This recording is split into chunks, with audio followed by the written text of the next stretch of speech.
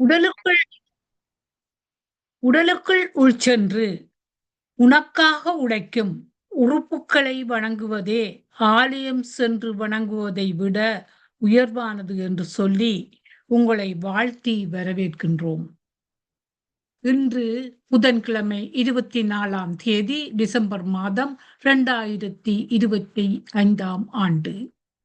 தினமும் உலக சமாதானம், ஒற்றுமை, ஆரோக்கியம், மன அமைதி ஆகியவற்றை முன்னிலைப்படுத்தி ஒரு கூட்டு தியானம் செய்கின்றோம். தினம் UK நேரம் 9 மணிக்கும் 11 மணிக்கும் இரவு 8 மணிக்கும் தியானம் செய்கின்றோம். ஐரோப்பா நேரம் காலை 9 மணிக்கும் மதியம் 11 மணிக்கும் இரவு 8 மணிக்கும் தியானம் செய்கின்றோம். மற்ற நாடுகளிலிருந்து இணைப்பவர்கள் UK நேர கணிப்பின்படி இணைந்து கொள்ளுமாறு தாழ்மையுடன் வேண்டுகின்றோம். இன்றைய நிகழ்ச்சி நிரலாக தியானத்தை பற்றி சிறு குறிப்பு சொல்லி தியானத்தை நடராஜா ஜெகநாதன் அவர்கள் வழிநடத்த உள்ளார். சொற்பொழிவு கிறிஸ்துவுக்கு முன்னும் கிறிஸ்துவுக்கு பின்பும் என்பதை போல் ஜோசப் அவர்கள் உரைக்க உள்ளார். அதன் பின்பு கேள்வி பதில் பின்னோட்டம் அன்னளவாக 9:30 மணிக்கு நிறைவு செய்ய காத்திருக்கின்றோம். இப்போது ஜெகா அவர்களை தியானத்தை வழிநடத்துமாறு அன்பாக கேட்டுக்கொள்ளுகின்றோம்.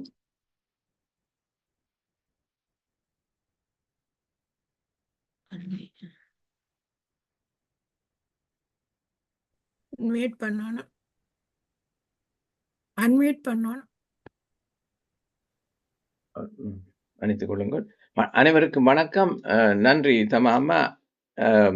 இன்னும் சொற்ப வேளையில் சுமார் அரை மணி நேரம் வரை தியானம் நடைபெற உள்ளது. இதில் பங்கு கொள்ள வந்தமைக்கு யாவருக்கும் நன்றி. உறக்கம் உடலுக்கு ஓய்வு தந்து புத்துணர்வு அளிப்பது போல் தியானம் மனதிற்கு ஓய்வு தந்து புத்துணர்வு அளிக்கும் என்பது நிச்சயம். தியானத்துக்கு முன் நமக்காக வேண்டிய உறுதிமொழிகளை முதலில் நினைவு கூறுவோம். நாம் எல்லா வளங்களும் பெற்று ஆரோக்கியமாகவும் ஆனந்தமாகவும் வாழ உள்ளோம். எமது வாழ்வு எல்லா விதங்களிலும் நமக்கு திருப்தி ஆகிவிடும். அருமையான கூட்டு தியானம் இத்தலம் மூலம் நமக்கு ஒரு வரப்பிரசாதமாக அமைகின்றது. தியானத்துக்கு முன் இளம் சூடான நீரை சிறிதளவில் அருந்தி மீதியை அருகாமையில் வைத்திருக்கவும். தியானத்தின் போது நாம் பெறக்கூடிய பிரபஞ்ச உணர்வுகளை இந்த நீரும் கிரகிப்பதானால் அதை அருந்துவதன் மூலம் மேலதிக பலன்களை நாம் பெறக்கூடியதாகும். இனி தியானம் செய்ய தயாராகவும். வசதியான ஒரு இருக்கையில் அல்லது தரையில் சம்மணங்கால் போட்டு இருந்து கொள்ளுங்கள். முள்ளந்தண்டை நேராக வைத்துக்கொண்டு உடலை தளர்த்தி கொள்ளுங்கள். மூக்கு கண்ணாடி அணிந்திருப்பவர்கள் அதனை கழற்றி விடலாம். கைவிரல்களை ஒன்றாக கோர்த்து கைகளை மடி மீது வைக்கவும். கதிரையில் உட்கார்ந்திருப்பவர்கள் கால் பாதங்களை ஒன்றன் மீது ஒன்றாக பதிக்கலாம். கண்களை இலேசாக மூடியவாறு மூச்சின் மீது கவனம் செலுத்துவோம். முதலில் உள்மூச்சு, பின்னர் வெளிமூச்சு என வளமையான முறையில் சுவாசித்தால் போதுமானது. வழங்கப்படும் இசையிலும் கவனம் செலுத்தலாம். வேறு எண்ணங்கள் மனதில் எழுந்தால் அவற்றை விடுத்து மீண்டும் சுவாசத்தின் மீது கவனத்தை திருப்புவோம். நன்றி.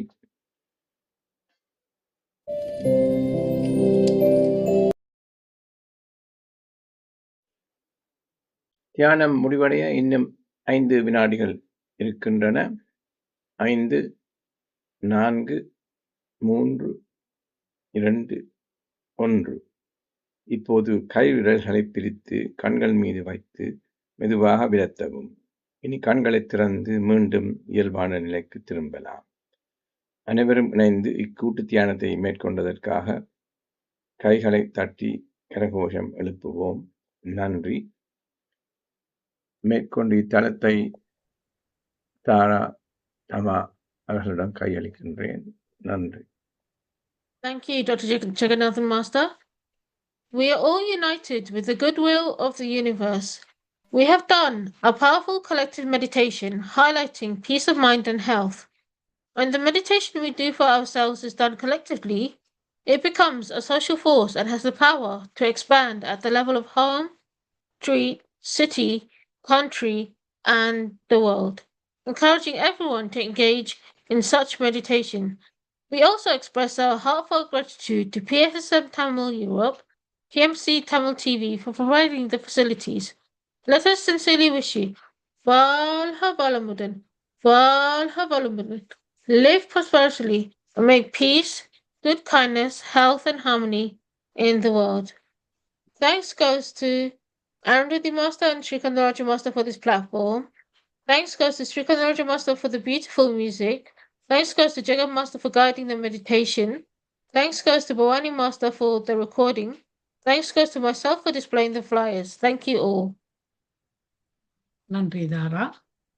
இப்போது நாங்கள் இன்றைய உரைக்கு வருகின்றோம். இன்றைய உரையாடல் கிறிஸ்துக்கு முன்னும் கிறிஸ்துக்கு பின்னும். இதை ஆற்ற இருப்பவர் போல் ஜோசப். போல் ஜோசப் இவர் முன்னாள் பேராசிரியர், ஹோமியோபதி மருத்துவக் கல்லூரிகள் தமிழ்நாடு, டாக்டர் எம்ஜிஆர் மருத்துவ பல்கலைக்கழகம் மற்றும் முன்னாள் மருத்துவ ஆலோசகர், சண்முகா மருத்துவமனை மற்றும் ஆராய்ச்சி மையம் சேலங்களில் உரையாற்றியவர். ஆய்வுரைகள் சர்வதேச மற்றும் கனேடிய துறைசார் மருத்துவ கருத்து அரங்குகளில் உரையாற்றியவர். எழுத்தாளர், 100க்கு மேற்பட்ட ஆரோக்கிய வாழ்வு கட்டுரைகள் மற்றும் நூல்கள், நலம் நலமறிய ஆவல், மருத்துவ நூல், அக விதைகள், கவிதை நூல்கள் என பலவும் செய்துள்ளார். இவரை பற்றி சொல்லிக் கொண்டு போனால் நாங்கள் இன்றைக்கு 9:30க்கு முடிக்க மாட்டோம். ஆகவே உங்களுக்கு எல்லாருக்கும் வேற தெரியும். இப்போது உங்கள் உரையை ஆற்றும்படி அன்பாக கேட்டுக்கொள்கின்றோம். என்னுடைய பேச்சும் வீடியோவும் தெளிவா இருக்கா? ஆமாம். அனைவருக்கும் வணக்கம். மீண்டும் ஒரு இனிய பகல் பொழுதிலே, மாலை பொழுதிலே, இரவு பொழுதிலே உங்களை சந்திப்பதிலே மிக்க மகிழ்ச்சி. மிக திறம்பட இந்த நிகழ்வை கடந்த பல ஆண்டு, இன்றைக்கு எத்தனாவது நிகழ்ச்சி, எத்தனை ஆண்டுகள், 5 ஆண்டுகள் நினைக்கிறேன். ஆமாம், பல ஆண்டுகளாகவே இந்த நிகழ்வை திறம்பட ஒழுங்கமைத்து செய்து கொண்டிருக்கிற ஸ்ரீ ஸ்கந்தராஜா அவருக்கும் அவருடைய துணைவியாருக்கும் மற்றும் இதோடு சேர்ந்த குழுவினருக்கும் முதல் வணக்கத்தை தெரிவித்துக் கொள்கிறேன். இப்படியான ஒரு விஷயத்தை தொடர்ச்சியாக நடத்துவது என்பது ஒரு பெரிய சவால். இந்த பேச்சாளர்களை ஒழுங்குபடுத்துவது, இவங்களோட எல்லாம் கதைச்சு அப்பப்போ தகவலை சொல்லி, இது பெரிய வேலை தான். பெரிய வேலைண்டியில் ஒரு ஒரு என்ன சொல்றது, அந்த அளவுக்கு அதில் ஈடுபாட்டோடு செய்கிற உங்களுடைய இந்த பணியை பாராட்டி தலைப்பு கொடுத்திருந்தோம், கிமு கிபி அப்படின்னு. என்னை உரையாற்ற ஸ்ரீ ஸ்கந்தராஜா மாஸ்டர் அவர்கள் கேட்ட பொழுது, வழக்கமாக நாங்கள் மருத்துவம் தொடர்பாக அல்லது பல விஷயங்கள் தொடர்பாக பேசுவது வழக்கம். இன்னைக்கு கொஞ்சம் வித்தியாசமாக கிறிஸ்மஸ் வர்றதுனால அதோடு ஒட்டிய சில விஷயங்களை பேசலாம், கருத்துக்களை உங்களோடு, என்னுடைய அனுபவங்களை அல்லது நான் படித்த அல்லது நான் அறிந்து கொண்ட விஷயங்களை உங்களோடு பகிர்ந்து கொள்ளலாம் என்று நினைக்கின்றேன். இது ஒரு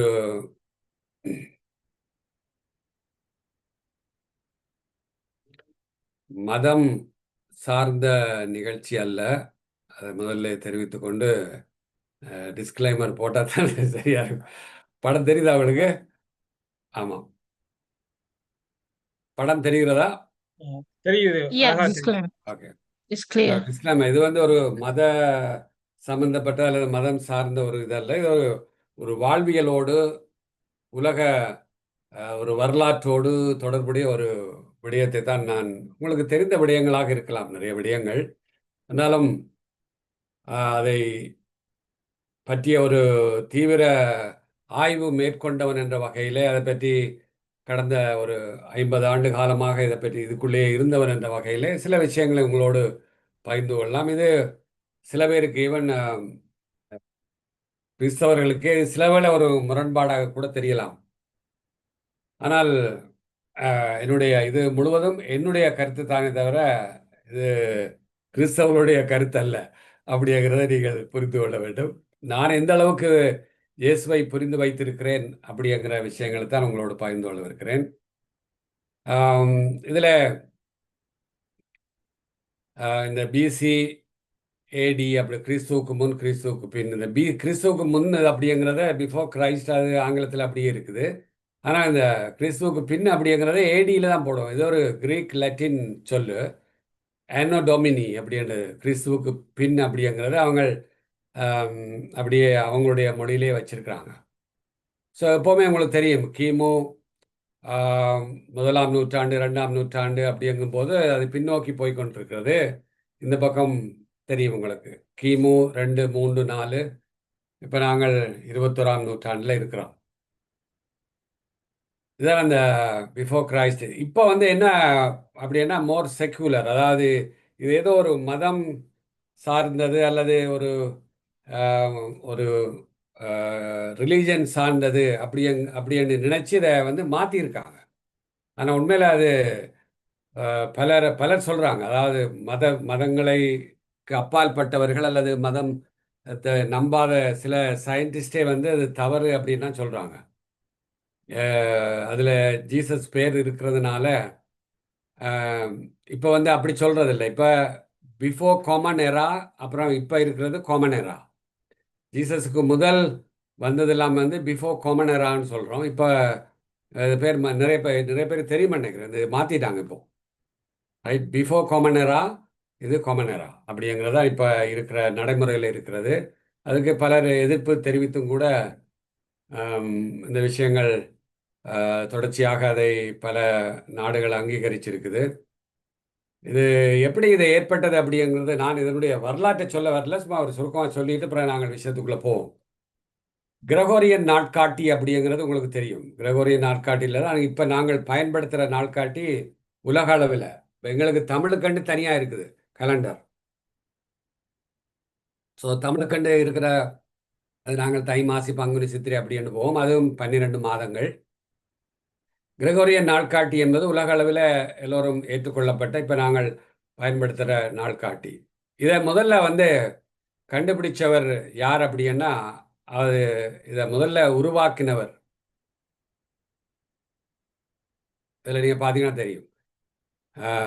நிறைய பேர் இதை தவறாக புரிஞ்சு கொள்வதும் உண்டு. இதை முதல் பயன்படுத்தியவர் ஜூலியஸ் சீசர் அப்படிங்கிற ஒரு மன்னனால் அறிமுகப்படுத்தப்பட்டது.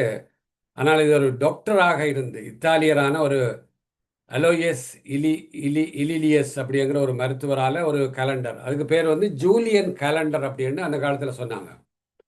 அதில் வந்து 12 மாதங்கள் இல்லை, 10 மாதங்கள் தான் இருந்தது. அதுக்கு பிறகு இதை வந்து இன்னொருவர், அவர் வந்து இதை மாற்றி என்ன செய்கிறாருன்னா, அவர் தான் கிரகோரி மன்னிக்கவும், இவர் யார், அலோயஸ் லிலியஸ் அப்படிங்கிறவர் தான் முதல்ல இது உருவாக்கினவர். அதுக்கு பிறகு இதை மோடிஃபை பண்ணவர் வந்து கிறிஸ்டோபர் கிளேவியஸ் அப்படிங்கிறவர். கிறிஸ்டோபர் கிளேவியஸ்ங்கிற ஒரு ஃபிசிக்ஸ், இவர் வந்து மேத்தமெட்டிஷியன் அண்ட் ஃபிசிஸ்ட், ஒரு சயின்டிஸ்ட். அந்த காலத்தில் 1538களில் வாழ்ந்த ஒருவர். இவர் தான் இதை வந்து என்ன செய்திருக்கிறாருன்னா, கிரகோரியன் அப்படிங்கிறவர் போப்பாக இருந்திருக்கிறார். அப்போ ரோமில் வந்து அவர் போப்பாக இருக்கலாம். இவருக்கு அதை ரெக்கமெண்ட் பண்ணி அவர் வந்து இதை அங்கீகரித்தது வந்து எப்போ அப்படிங்கிறது உங்களுக்கு தெரியும். ரைட், இது கிட்டத்தட்ட 1582க்கு பிறகு இது நடைமுறைக்கு வர துவங்கியது. அதுக்கு பிறகு தான் இந்த 12 மாதங்கள் அப்படிங்க. அதுக்கு முதல் 12 மாதங்கள் அப்படிங்கிறதெல்லாம் கிடையாது. 10 மாதங்கள் இருந்தது, சிலதில் 8 மாதங்கள், இப்படியெல்லாம் மாற்றங்கள். ஒவ்வொரு நாள்லையும் வந்து ஒரு பெரிய சிக்கல் வந்தது. என்ன அப்படின்னா, இந்த நாள்காட்டியில் வந்து ஒவ்வொன்றும் மாறி மாறி வந்து கிட்டத்தட்ட 365 நாள் 5 மணித்தியாலம் 48 நிமிஷம் 46 வினாடி. இது வந்து சூரியன், பூமி வந்து சூரியனை சுற்றி வர இவ்வளவு நாளும் இவ்வளவு நிமிஷமும் இவ்வளவு வினாடியும் எடுக்குது.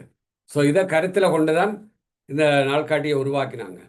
ஆனால் இதில் 365 நாள் போக மீதி 5 மணித்தியாலம் 48 நிமிஷம் இதெல்லாம் கணக்கில் போட்டு எல்லாம் கழிச்சு கூட்டி இந்த ஃபார்முலா இருக்கு பாருங்க, இதில் போட்டு அப்புறம் கடைசியில் இதை கொண்டு வந்தாங்க. இந்த 31 நாள், பிப்ரவரியில் 28, 29 உங்களுக்கு தெரியும் லீப்பு, இப்படியே மாறி மாறி 31, 30 இப்படி வருது. இதை ஈஸியாக கணக்கிறதுக்கு நாங்கள் இப்படி செய்யிருந்தாங்க. தெரியுதா? உங்களுக்கு எல்லோருக்கும் தெரிய மாட்டேங்கிறது, ரைட்? இது ஜனவரி, பிப்ரவரி, மார்ச் இப்படி கணக்கு போடுறது. எந்த மாதம் 31 எது 30ல் முடியுது அப்படிங்கிறத கணக்கிறதுக்கு. ஸோ இப்படியாக இதனுடைய வரலாறு வந்து ஒரு முக்கியமான வரலாறு. இதனுடைய அடிப்படையில் தான் இந்த கிமு கிபி அப்படிங்கிற விஷயம் வந்தது. ஸோ அப்போ இதில் கிறிஸ்துவுக்கு முதல், கிறிஸ்துவுக்கு பிறகு. அப்போ கிறிஸ்து வந்து இதில் நடுநிலைப்படுத்த அவர் பிறந்த பிறகு அவருடைய பிறப்பு இப்போ நாங்கள் கொண்டாடி கொண்டிருக்கிறோம். இன்னும் சில மணித்துளிகளில் உங்கள் லண்டனில் இன்னும் சில மணித்தியாலத்தில் கிறிஸ்மஸ் வந்துடும். இங்கே இன்னும் இன்னும் ஒரு 7-8 மணித்தியாலத்தில் இங்கே வந்துடும். ஸோ உலகம் முழுவதும் இதை பெரும்பாலான நாடுகளில் கொண்டாடுறாங்க. உலகம் முழுவதும்னு சொல்ல முடியாது. சில நாடுகளில் கிறிஸ்மஸ் வந்து மார்ச்சில் வரும், சில நாடுகளில் ஜனவரியில் வருது. அதெல்லாம் உங்களுக்கு தெரியுமா நினைக்கிறேன், அதுக்குள்ள நான் போக விரும்பலை. அது ஒவ்வொருவருடைய அந்த கணக்கீட்டின்படி அவங்களுடைய வேதாகமத்தினுடைய அடிப்படையில் அப்படி வருது. இது இப்போ பொதுவாக வந்து பொது வேதாகமத்தினுடைய ஒரு காமன் பைபிளினுடைய அடிப்படையில் இந்த நாளில் தான் பிறந்தார் அப்படிங்கிறதுக்கு எந்த எவிடன்ஸும் கிடையாது. நம்ம கிறிஸ்மஸ் 25 தான் பிறந்தார் அப்படிங்கிறது ஒரு 15-16ஆம் நூற்றாண்டில் தான் இது வந்தது. அதுக்கு முதல் கிறிஸ்மஸ் வந்து கொண்டாடுறதில்லை. இப்படியெல்லாம் இதனுடைய வரலாறு இருக்குது. அப்போ இது ஒரு விழாவாக எடுக்க வேணும் அப்படின்னு ஒரு இந்த பழைய நூல்கள், பழைய இதுகள் எல்லாத்தையும், அந்த ஏடுகள் எல்லாத்தையும் ஆய்வு பண்ணி, ஸோ இந்த காலத்துக்குள்ள, ஏன்னா அந்த நடந்த சம்பவங்கள் அது இதெல்லாம் பைபிளில் இருக்குது. ஸோ அப்போ இந்த காலமாக இருக்கலாம், ஒரு குளிர்காலமாக இருக்கலாம், ஒரு மார்கழி காலமாக இருக்கலாம் அப்படிங்கிறதுக்கு ஒரு கொமனா வச்சு ஒரு டிசம்பர் 25 அப்படிங்கிறது வச்சாங்க. ஏதோ நீங்கள் வந்து டிசம்பர் 25 தான் சரியா அன்றைக்கு பிறந்தார் அப்படின்றலாம் கிடையாது. அதுக்குரிய ஆதாரங்களும் இல்லை. அந்த காலத்தில் அவர் பிறந்திருக்கார் அப்படிங்கிறதுக்குரிய ஆதாரங்கள் இருக்குது. இப்போ அதுக்குள்ள கொஞ்சம் கொஞ்சமாக போவோம். என்ன, ஏன் வந்து இப்படி ஒரு இறை மகன், ஒரு ஒரு மாமனிதர் பிறக்க வேணும் அப்படிங்கிறது, பொதுவாக பைபிளை வந்து எடுத்தீங்கன்னா 2 இருக்குது. 2 பைபிளில் 2 பாகமாக இருக்குது. ஒன்று வந்து பழைய ஏற்பாடு, இன்னொன்று புதிய ஏற்பாடு. இந்த பழைய ஏற்பாட்டிலே வந்து அது கிட்டத்தட்ட இப்போ புதிய ஏற்பாடு 2000 ஆண்டுக்கு பிறகு, கிறிஸ்து பிறந்ததுக்கு பிறகு வந்ததுன்னு சொல்ல. பழைய ஏற்பாடு அதுக்கு முதல் ஒரு 1000, 1500, 2000 மிஞ்சி போனால் அதில் அந்த கிறிஸ்து பிறப்பதற்கு முதல் ஒரு 2000, 3000 வருஷத்துக்கு உட்பட்டது தான் பழைய ஏற்பாடு. அப்போ அந்த காலங்களில் அந்த 1000 ஆண்டுகளுக்குள்ள, 1000, 2000 ஆண்டுகளுக்குள்ள பல ப்ராஃபட்ஸ் உங்களுக்கு தெரியும். ஏப்ரஹாம், அப்புறம் மோசேன்னு சொல்லக்கூடிய மோயிசன்னு சொல்லுவோம், பிறகு எலியா, இப்படி பலவிதமான ப்ராஃபட்ஸ்ன்னு சொல்கிறது. ப்ராஃபட்னா தீர்க்க தரிசனம், அடுத்தடுத்து என்ன நடக்க போகுதுன்னு. இப்போ இன்னைக்கு இந்த காலத்தில் வந்து ஒரு தீர்க்க ஜோசியம் சொல்கிற மாதிரி அவர்கள் வந்து சில விஷயங்களை அந்த காலத்தில் எழுதி வச்சிருக்காங்க. கல்லுகள்லையும் ஏடுகள்லையும் தோல்லையும் அதெல்லாம் இன்னும் பாதுகாத்து பத்திரமா, சில விஷயங்கள் பாதுகாத்து பத்திரமா இருக்குது. அதை பற்றியெல்லாம் நான் அப்புறம் உங்களுக்கு சொல்லுவேன். ஸோ இப்படி ஒரு சூழ்நிலையில் அவங்க சொல்கிறாங்க என்ன அப்படின்னா, ஒரு இறை அவதாரம், ஒரு இறை மகன் வந்து பிறப்பார் அப்படிங்கிறதுக்கெல்லாம் குறிச்சிட்டு இன்னென்ன காலங்களில் இந்த நாட்டில் இந்த இடத்துல யாருடைய சந்ததியில் அவர் பிறப்பார் அப்படின்றலாம் குறிப்புகள் இருக்குது. ஸோ அப்போ இதுக்கு வந்து அந்த காலம் கனிந்த பிறகு ஒரு தீர்மானம் நடக்குது. இவர்களுடைய அந்த தியரியின்படி, இவருடைய கருத்துக்களின்படி ஒரு தேவதூதர் இறைவனால், கடவுளால் அனுப்பப்பட்டு, ஏன்னா கடவுள் வந்து ஒரு மனிதனாக அவதாரம். இது வந்து எங்களுடைய இந்த கிறிஸ்தவ மறையில இல்லை, எல்லா சமயங்களையும் இந்த மாதிரியான கதைகள் இருக்குது. கடவுள் இப்படி பல விதமான அவதாரம் எடுத்தாரோ, அந்த அவதாரங்கள் இந்த அவதாரங்கள்னு சைவத்தில், இந்துவில், மற்ற இஸ்லாம் சமயங்கள் எல்லாம் இருக்குது. அவதார புருஷர்கள் அவ்வப்போது பிறந்திருக்கிறார்கள், அவர்கள் ஒவ்வொரு இதுகளை செய்திருக்கிறார்கள். அப்போ அதுக்கு ஒரு தகுதியான ஒரு தாயை தேர்ந்தெடுக்க வேணும் அப்படிங்கிறது தான் அதில் முக்கியமான விஷயம். ஸோ தகுதியான தாயை தேர்ந்தெடுக்கிறதுக்கு அப்போ ஒரு இறை மகனை, ஒரு இறை அவதாரத்தை சரியான முறையில் வளர்க்கணும் இல்லை. திடீரென கொண்டு வந்து நீங்கள் ஒரு இடத்துல நிப்பாட்ட முடியாது, ஒரு பெரிய இது மாதிரி. ஸோ அப்போ அதுக்கு ஒரு சரியான தாயை தேர்ந்து, அது மரியாதை தேர்ந்தெடுத்து தேவதூதன் சொல்கிறார், இந்த மாதிரி உங்களுக்கு வந்து ஒரு குழந்தை. இப்போ அவருக்கு ஏற்கனவே மரியாளுக்கு வந்து ஏற்கனவே ஜோசப்ன்ற ஒரு ஆளோட வந்து ஏற்கனவே திருமணம் வந்து நிச்சயமாயிடுச்சு. திருமணம் நிச்சயமாயிடுச்சு. அடுத்த ஒரு 3 மாசத்துல திருமணம் நடக்க போகுது. இது இந்த திருமணத்துக்கு முன்னாடியே வந்து தேவதூதன் சொல்றாரு, நீ வந்து பிரெக்னென்ட் ஆயிருக்கிற அப்படின்ட்டு. அப்போ எப்படி இருக்கும் அவங்களுக்கு? அப்போ எப்படியாவது வந்து தேவதூதன் சொன்னோன்னே அவங்க ஏற்றுக்கொள்கிறாங்க. ஏன்னா அவங்களுக்கு தெரியும், நான் எந்த விதமான தவறும் செய்யலை. ஸோ அப்போ கடவுளுடைய ஒரு அவதாரம் எனக்குள்ள பிறக்க போகுது அப்படிங்கிறது இது அந்த வரலாற்றில் இருக்குது. ஆனால் இது பிறகு மரியாள் வந்து ஜோசப்பிட்ட சொல்கிறாங்க, இந்த மாதிரி வந்து தேவதூதன் வந்தார், இப்படி நடந்தது அப்படின்னு. அப்போ ஜோசப் என்ன சொல்கிறாங்கன்னா, ஐயோ இப்படி ஆயிடுச்சு, அப்புறம் எல்லாம் தப்பாக நினைப்பாங்கல்ல. இப்போ இந்த காலத்திலாம் அப்படி நடந்தால் எப்படி நினைப்பாங்க, யார் நம்புவாங்க? ஸோ அப்போ அவர் சொல்கிறாரு, இந்த மாதிரி வேண்டாம், இந்த கல்யாணம் வேண்டாம் அப்படின்னு சொல்லி இது பண்ண. அப்புறம் திரும்ப ஜோசப் வேணாம்னு சொல்லிட்டு போயிடுவார். போய் அன்னைக்கு இரவு வந்து அவருக்கும் தேவதூதன் வந்து வந்து சொல்கிறார், இந்த மாதிரி வந்து இல்லை இல்லை, இது ஒரு கடவுளுடைய அவதாரம், நீங்கள் கண்டிப்பாக வந்து இதை ஏற்றுக்கொள்ளணும் அப்படின்றலாம் கதைகள் அதில் நிறைய எழுதப்பட்டிருக்கிறது.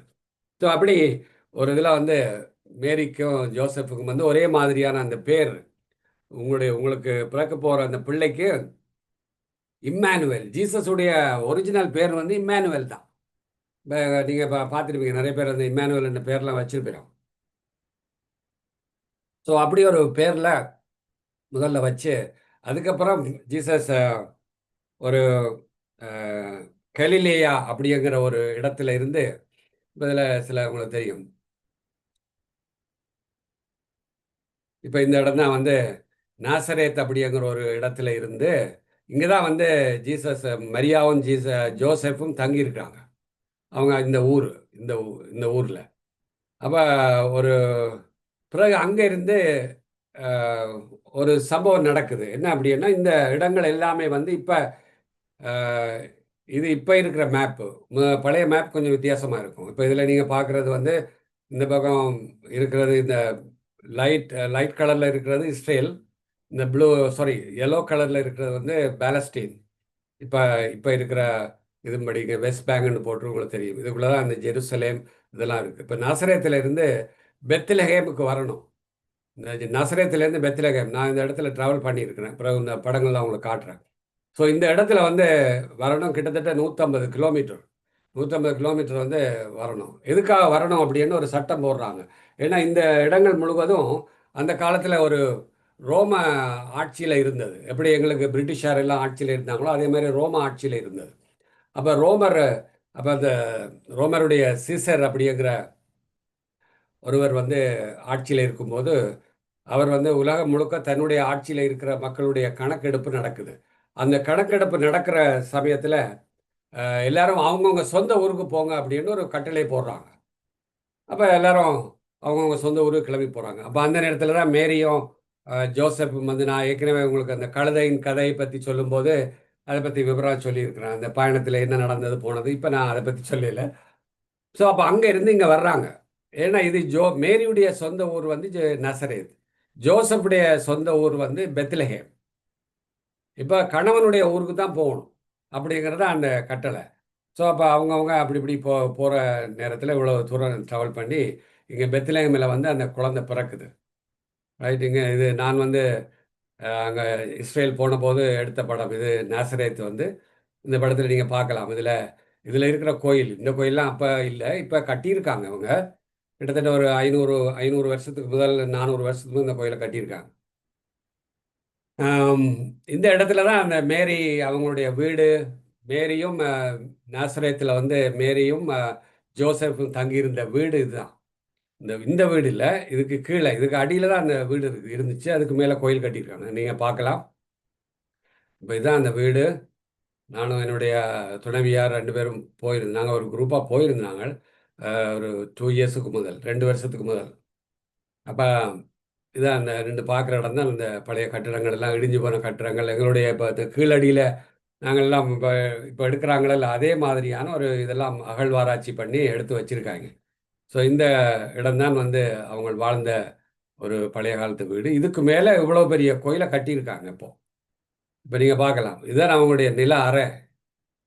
நிலமட்டத்துக்கு கீழே இருக்குது. பாருங்க, ஜீசஸ், ஜோசப் இவங்கெல்லாம் அந்த படம்லாம் வரைஞ்சிருக்காங்க. அது அப்போ வரையில, இப்போ வரைஞ்சது. ஆனால் உண்மையில் அவங்க வாழ்ந்த இடம் வந்து இந்த இடங்கள் தான், நிலத்துக்கு அடியில் இருக்குது.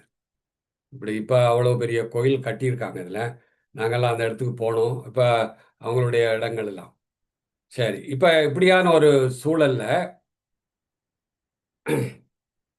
அந்த அந்த ரோம் அரசருக்கு பேர் வந்து அகஸ்டஸ் சீசர்னு சொல்றது. அவர் தான் அந்த கட்டளையை போட்டார். கட்டளையை போட்டு வந்து அதுக்கப்புறம் அங்கேருந்து அப்படியே வந்து பெத்லஹேம்ல வந்து குழந்தை பிறக்குது. இதை பற்றிய வரலாறுகள் வந்து புதிய ஏற்பாட்டில் அதிகமாக இருக்குது. இந்த புதிய ஏற்பாடு அப்படிங்கிறது பல நூல்களை கொண்ட ஒரு தொகுப்பு. இப்போ நீங்கள் இதில் பார்க்கலாம், இது வந்து பைபிள், மொத்த பைபிள். இதில் புதிய ஏற்பாடுன்றது இவ்வளோதான். அந்த இதுக்கு பிறகு இவ்வளோதான் புதிய ஏற்பாடு. இது ஃபுல்லாக பழைய, இந்த மொத்தமாக இருக்கிறது மொத்தம் பழைய ஏற்பாடு. ஸோ இப்படி புதிய ஏற்பாட்டில் தான் ஜீசஸ் பிறந்தப்புறம் அவர்கள் எழுதினது. இது யார் இதெல்லாம் இந்த ஜீசஸுடைய பிறப்பு விஷயங்களை எல்லாம், அவருடைய பணிகள், அவருடைய எதுக்காக வந்தார் போனார், இந்த மாதிரி விஷயங்கள்லாம் எழுதியிருக்காங்கன்னா முக்கியமாக 4 பேர். இதில் வந்து மத்தேயு, மார்க்கு, ஜோவான், லூக், இந்த 4 பேர் தான். மத்தேயு, மார்க், ஜோவான், ஜான், லூக், இந்த 4 பேர் தான் எழுதியிருக்காங்க. இதுக்கு பிறகு மற்ற சிஷ்யர்களும் ஒரு சிலர் எழுதியிருக்காங்க. சில விஷயங்கள் இருக்குது. ஆனால் இவருடைய வரலாற்றை அதிகமாக எழுதினது, இவருடைய போதனைகளை எழுதினது இந்த 4 பேர் தான். ஸோ இப்போ அவங்க எப்படின்னா தங்களுடைய இந்த 4 பேரும் வெவ்வேறு காலத்தில் எழுதியிருக்காங்க. இதில் 2 பேர் வந்து மத்தேயும் ஜோவான், ஜான், மேத்யூ அண்ட் ஜான் 2 பேரும் நேரடியாக ஜீசஸுடைய சிஷ்யர்கள், அவருடைய சீடர்கள். ஸோ இப்போ அந்த விஷயத்தில் அவர்கள் முழுமையாக அதை பற்றி தங்களுடைய அனுபவங்களை வந்து எழுதியிருக்காங்க. ஒவ்வொருத்தரும் ஒவ்வொரு கண்ணோட்டத்தில் எழுதியிருக்காங்க. தங்களுடைய அனுபவங்கள், தங்களுடைய கல்வி தராதரத்துக்கு ஏற்ற மாதிரிலாம் எழுதியிருக்காங்க. தங்களுடைய தொடர்புகள். இதில் லூக் அப்படிங்கிறவர் வந்து அவருடைய சீடர் அல்ல. அவர் பிறகு இவர் இறந்த பிறகு சீடரானவர். ஆனால் அந்த லூக்கிட்ட வந்து மேரிக்கும் லூக்குக்கும் மரியா வந்து கொஞ்சம் வயசான அப்புறம் தன்னிட்ட இருந்த சில டாக்குமெண்ட்ஸ் எல்லாத்தையும் கொண்டு லூக்கிட்ட கொடுக்குறாங்க. லூக்கிட்ட கொடுத்து அவர் லூக்கா அப்படிங்கிறவர் வந்து அவர் ஒரு டாக்டராக இருந்திருக்கார். பைபிள்லேயே அவரை பற்றி அப்படித்தான் குறிப்பிடுறது. அவர் ஒரு மருத்துவராக, ஒரு டாக்டராக, ஃபிசிஷியனாக இருந்திருக்கிறார். அவர்கிட்ட கொண்டே கொடுத்து இதை வந்து நீங்கள் பத்திரமா வச்சுருங்க அப்படின்னா, அவர் அதை பார்த்து பிறகு மரியாள் இறந்தப்புறம் அந்த டாக்குமெண்ட்ஸை பேஸ் பண்ணி சில வரலாறுகளை எழுதியிருக்காங்க. அது பைபிளில் இருக்குது. ஸோ இந்த மாதிரி இதில் இந்த மேத்யூ அப்படிங்கிற ஒரு இந்த 12 சீஷர்கள் உங்களுக்கு தெரியும். அதில் 2 பேர் தான் வந்து ஒழுங்காக படித்த ஆளுங்க. மற்றவங்க எல்லாம் சாதாரண ஆளுங்க. மீன் பிடிக்கிற ஆளுகளும், தோட்டம் செய்கிறவங்களும், விவசாயம் செய்கிறவங்க, வேறு சின்ன சின்ன வேலைகள் செய்கிறவங்க. 2-3 பேர் வந்து முறையாக படிச்சிருக்காங்க. அது அது அது வந்து பைபிளில் ஒரு சில கருத்து குறிப்புகள் இருக்குது. ஆனால் இந்த பைபிளை பற்றிய ஆராய்ச்சிகளில் செய்கிறவங்க வந்து அதை பற்றி நிறைய அதை பற்றி விஷயங்களை சொல்லியிருக்காங்க. இதில் இந்த மேத்யூ அப்படிங்கிறவர் வந்து ஒரு டேக்ஸ் கலெக்டர். அவர் டேக்ஸ் கலெக்டர் அவங்களுக்கு தெரியும், வரி வசூல் செய்கிற ஆள். அதில் அவர் அக்கௌண்டிங் துறையில் முறையாக படிச்சிருக்காரு. அவர் வந்து தான் இந்த கூட அதிகமாக ஜீசஸ் உடைய பிரசங்கத்தை அவர் சேர்ந்த பிறகு, அவருடைய ஜீசஸோட சீடராக சேர்ந்த பிறகு அப்பப்போ ஜீசஸ் பேச பேச தொடர்ந்து குறிப்பெடுத்து எழுதி கொண்டு வர்றார். இதில் இன்னொருத்தர் இருக்கார், நல்லா படித்தவர். அவர் வந்து கொஞ்சம் ரியல் எஸ்டேட் அந்த மாதிரி இதுகள் எல்லாம் ரொம்ப அதிகமாக ஈடுபாடு இருந்தவர். அவர் யார் அப்படின்னா யூதாஸ், உங்களுக்கு தெரியும். அவர் தான் காட்டி கொடுத்து இந்த 12 சிஷ்யர்ல அதிகமாக படித்தவர் யூதாஸ் தான். கடைசியில் அவர் தான் வந்து ஜீசஸை காட்டி கொடுக்குறாரு. பாருங்க எப்படி இருக்குது அப்படின்னு. அடுத்தது அந்த 12 பேரில் ஒருத்தர் வந்து டெரரிஸ்ட் வர இருந்திருக்காரு. அவர் மார்ஷியல் ஆர்ட்ஸ் அதெல்லாம் தெரிஞ்சு இன்னொரு டெரரிஸ்ட் ஆர்கனைசேஷனில் இருந்து அதில் மனம் மாறி ஜீசஸ்க்கு வந்து ஒரு பெரிய செக்யூரிட்டி மாதிரி அவர் இருந்திருக்காராம். அவருக்கு வந்து மார்ஷியல் ஆர்ட் அதெல்லாம் தெரியும்.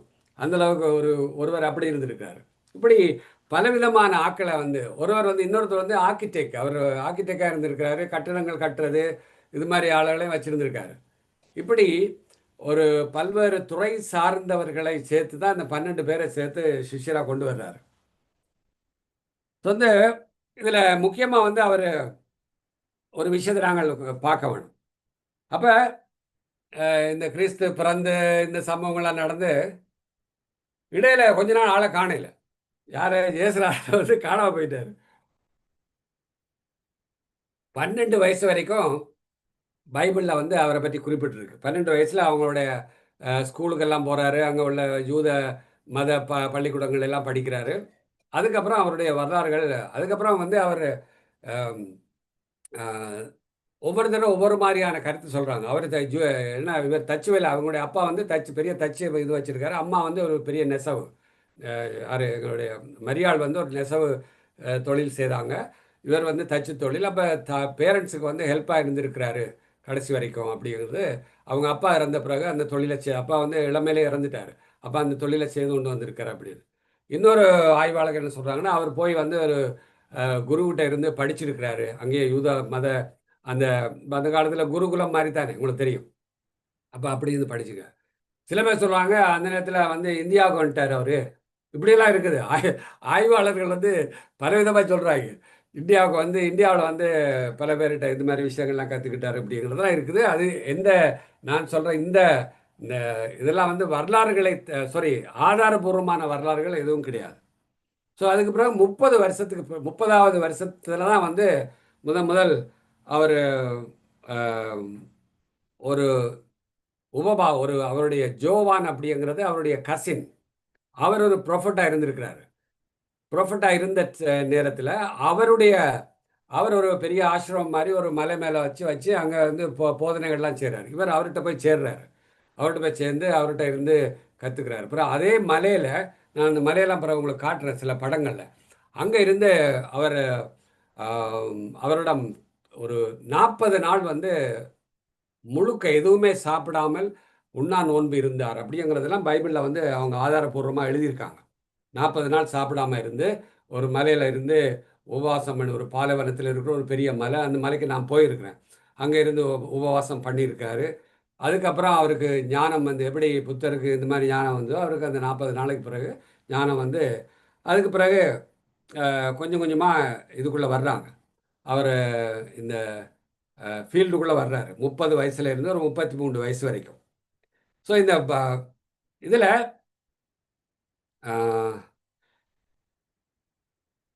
ஒரு விஷயம் வந்து பாருங்க வரும். ஓகே. ஸோ இதுக்கு இடையில் வந்து இந்த வானதூதர்கள் வந்து நான் என்ன சில குறிப்புகள் வச்சுருக்கேன்.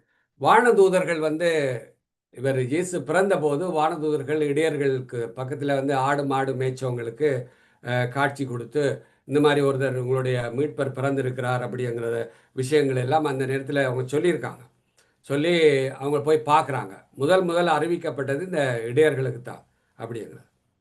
அப்புறம் அதுக்கு பிறகு யூத வழக்கப்படி அவருக்கு 30வது நாள்லையோ மன்னிக்கும் ஒரு 8ஆவதோ 10வது நாளில் வந்து யூத வழக்கப்படி அவரை கொண்டு போய் கோயிலில் ஒப்படைக்கணும். ஏன்னா முதல் ஆம்பளை பிள்ளை பிறந்தால் அவங்கள கொண்டு போய் கோயிலில் ஒப்படைச்சு அது கடவுளுக்குரிய பிள்ளை அப்படிங்கிறத வந்து அவர் ஒரு மத குருவாக வருவார் அப்படி இப்படின்னெல்லாம் வந்து சொல்லுவாங்க அந்த மாதிரி. அப்போ இந்த சிமியோன் அப்படிங்கிறவர் வந்து சொல்கிறார். சிமியோன் அப்படிங்கிறவர் வந்து அவர் தான் யூத மத குருவாக இருந்தார் அந்த அவங்க ஏரியாவில். அப்போ அவர்கிட்ட போய் கொடுத்து இந்த மாதிரி வந்து அப்போ அவர் சொன்ன சில வார்த்தைகள் வந்து இவர் தான் வந்து உண்மையான இஸ்ரேல் மக்களை வந்து மீட்க வந்திருக்கிற ஒரு மெசியா, இவர் தான் வந்து எங்களை ஒரு விடுதலை கொடுக்கக்கூடிய ஒரு பெரிய மகான் அப்படின்றெல்லாம் வந்து சொல்கிறாரு. அவர் தான் அந்த ஜேசு என்ற பேரை சூட்டினதே வந்து அவர் தான். இம்மானுவேலில் இருந்து பிறகு அவருக்கு ஜேசு என்ற பேரை. அதுக்கு பிறகு இவங்க இங்கே பெத்லஹேமில் இருந்து நாசரேத்துக்கு போகிறாங்க. நாசரேத்துனா அவங்களுடைய அம்மாவுடைய ஊருக்கு போய் திரும்ப அங்கே அவர் 12 வயசு வரைக்கும் இருக்கிறாரு. அதுக்கு பிறகு அந்த சம்பவங்கள் பிறகு நான் சொன்ன இந்த மாதிரியான விஷயங்கள் எல்லாம் நடக்குது. இதுக்கு இடையில் இந்த இந்த இவர் இந்த தவம் இதெல்லாம் முடித்து இந்த இவருடைய உயர்கல்விகள் எல்லாம் முடித்து இதெல்லாம் வந்தோடனே முதல் வந்து இவர் தேவாலயத்தில் வந்து ஒரு போதகராக அங்கீகரித்து இவரை அங்கே உள்ள அதாவது யூத ஒரு உங்களுக்கு தெரியும் சினகோக்குன்னு சொல்லுவாங்க. யூதர்களுடைய தொழுகை கூடத்தில் வந்து இவரை அனுமதிக்கிறார். இவரை யார் அங்கே அனுமதிக்கிறாருன்னா இவருடைய குருவில் ஒருத்தர், ரைட். அவர் தான் முக்கியமாக இவருக்கு நிக்கதேம் அப்படிங்கிற ஒரு மதத்துக்கு அந்த யூத மத சங்கத்துக்கு ஒரு பொறுப்பாக இருந்தவர் வந்து அவர்கிட்ட இவர் படிச்சிருக்கிறார். அவரோட ரொம்ப நெருங்கிய நட்பராக வர இருந்திருக்கிறார். அப்போ அவருடைய ஒரு அங்கீகாரத்துக்கு பேரில் இவரை வந்து பேச கூப்பிடுறாங்க. பேச கூப்பிடும்போது ஒரு முக்கியமான ஒரு சம்பவம் நடக்குது. என்ன சம்பவம்னா அந்த அவங்களுடைய யூத அந்த பைபிள் மாதிரி அப்போ பைபிள் அப்படின்னு சொல்கிறது இல்லை, யூத வழக்கப்படி அவங்களுடைய தோரான்னு சொல்லுவாங்க. அந்த தோராவை கொடுத்து படிக்க சொல்கிறாங்க. படிக்க சொல்லும்போது தான் ஒரு சம்பவம் நடக்குது. இது முன்னாடி அந்த நான் சொன்னேன் பழைய ஒரு 1000 வருஷத்துக்கு முன்னாடி எழுதிய ஒரு தீர்க்கதரிசி என்ற ஒரு ப்ரொஃபெட்டுடைய ஒரு வாசகம் வந்து அவருக்கு வருது. அப்போ என்ன அப்படின்னா அவர் சொல்கிற அவர் தானே படிக்கிறார், ஜீசஸ் படிக்கிறார். கடவுளுடைய ஆவி என் மேலே இருக்கிறது, அவர் என்னை அருள் பொழிவு செய்திருக்கிறார், ஏழைகளுக்கு நற்செய்தி அறிவிக்கவும், சிறைப்பட்டோருக்கு விடுதலை அளிக்கவும், பார்வையற்றோரை குணமாக்கவும், நோய்களை குணமாக்கவும், ஒடுக்கப்பட்டோரை விடுதலையாக்கவும் கடவுள் என்னை அனுப்பியிருக்கிறார் அப்படிங்கிற அந்த இதை பண்ணோன்னே எல்லாருக்கும் ரொம்ப ஆச்சரியமாக போச்சு. அப்போ இவர் தான் வந்து மெஸ்ஸியா அப்படின்னு அதில் இருந்த ஒரு சிலர் ஏற்றுக்கொள்கிறாங்க. ஏன்னா வந்து இந்த அந்த ஒரு இதை விரித்து படிக்கும்போது அவருக்கு அது இயற்கையாக வந்ததுனால. ஸோ இப்படி மற்றவங்க வந்து அதுக்கு எதிர்ப்பு காட்டுறாங்க. இல்லை இவர் மெஸ்ஸியா இல்லை அப்படிங்கிற பிரச்சனை அப்போவே ஆரம்பிச்சிருச்சு. இவர் எங்களுக்குரிய கடவுளை அனுப்பின ஆள் இல்லை அப்படிங்கிறதுக்கு. அதனால தான் வந்து அந்த பிரச்சனையை அங்கே உருவாச்சு. அப்போ இது வந்து நான் முதல்ல சொன்னேன் உங்களை பாருங்க, இதில் காட்டினேன். இதில் ஒரு பாடல் இருக்கு. மரியா வந்து ஜீசஸுடைய வயிற்றில், ஜீசஸ் வந்து மரியாவுடைய வயிற்றில், தாயினுடைய வயிற்றில் இருக்கல அவள் அடிக்கடி பாடின ஒரு பாட்டு வந்து, அந்த பாட்டை வந்து எழுதி, அது இது பைபிளில் இருக்குது, அந்த பாட்டை எழுதி லூக்காட்ட கொடுத்துருக்கான். இந்த பாட்டு தான் நான் இவர் இருக்கும்போது அடிக்கடி படிப்பேன். அதில் பாருங்கள் எப்படி இருக்குது. இவர் யார் தன்னுடைய மகனாக பிறப்பார் அப்படிங்கிறது, அடிமையின் தாழ்நிலையை கண்ணோக்கினார். அப்போ மக்கள் உங்களுக்கு தெரியும், அப்போ மக்கள் யூத மக்கள் வந்து முழுக்க அடிமையாக தான் இருந்தாங்க. அதை பற்றிய வரலாறு நான் அப்புறம் சொல்கிறேன், டைம் இருக்குமோ தெரியல. அவர் தம் தோல் வலிமையை காட்டியுள்ளார், உள்ளத்தில் செருக்குடன் சிந்திப்போரை சிதறடித்து வருகிறார், வலியோரை அரியணை நின்று, அதாவது ஆட்சியாளரை அரியணை தூக்கி எறிஞ்சு விட்டார், தாழ்நிலையில் இருப்போரை உயர்த்துகிறார், பசித்தோரை நரங்களாக நிரப்புகிறார். இப்படி வந்து பலவிதமான விஷயங்களை வந்து கொண்டு வர்றாங்க. அது மரியாள் வந்து இந்த தன்னுடைய பாட்டில் வந்து அடிக்கடி பாடி இவரை ஒரு மகான் ஆக்கணும், இவரை ஒரு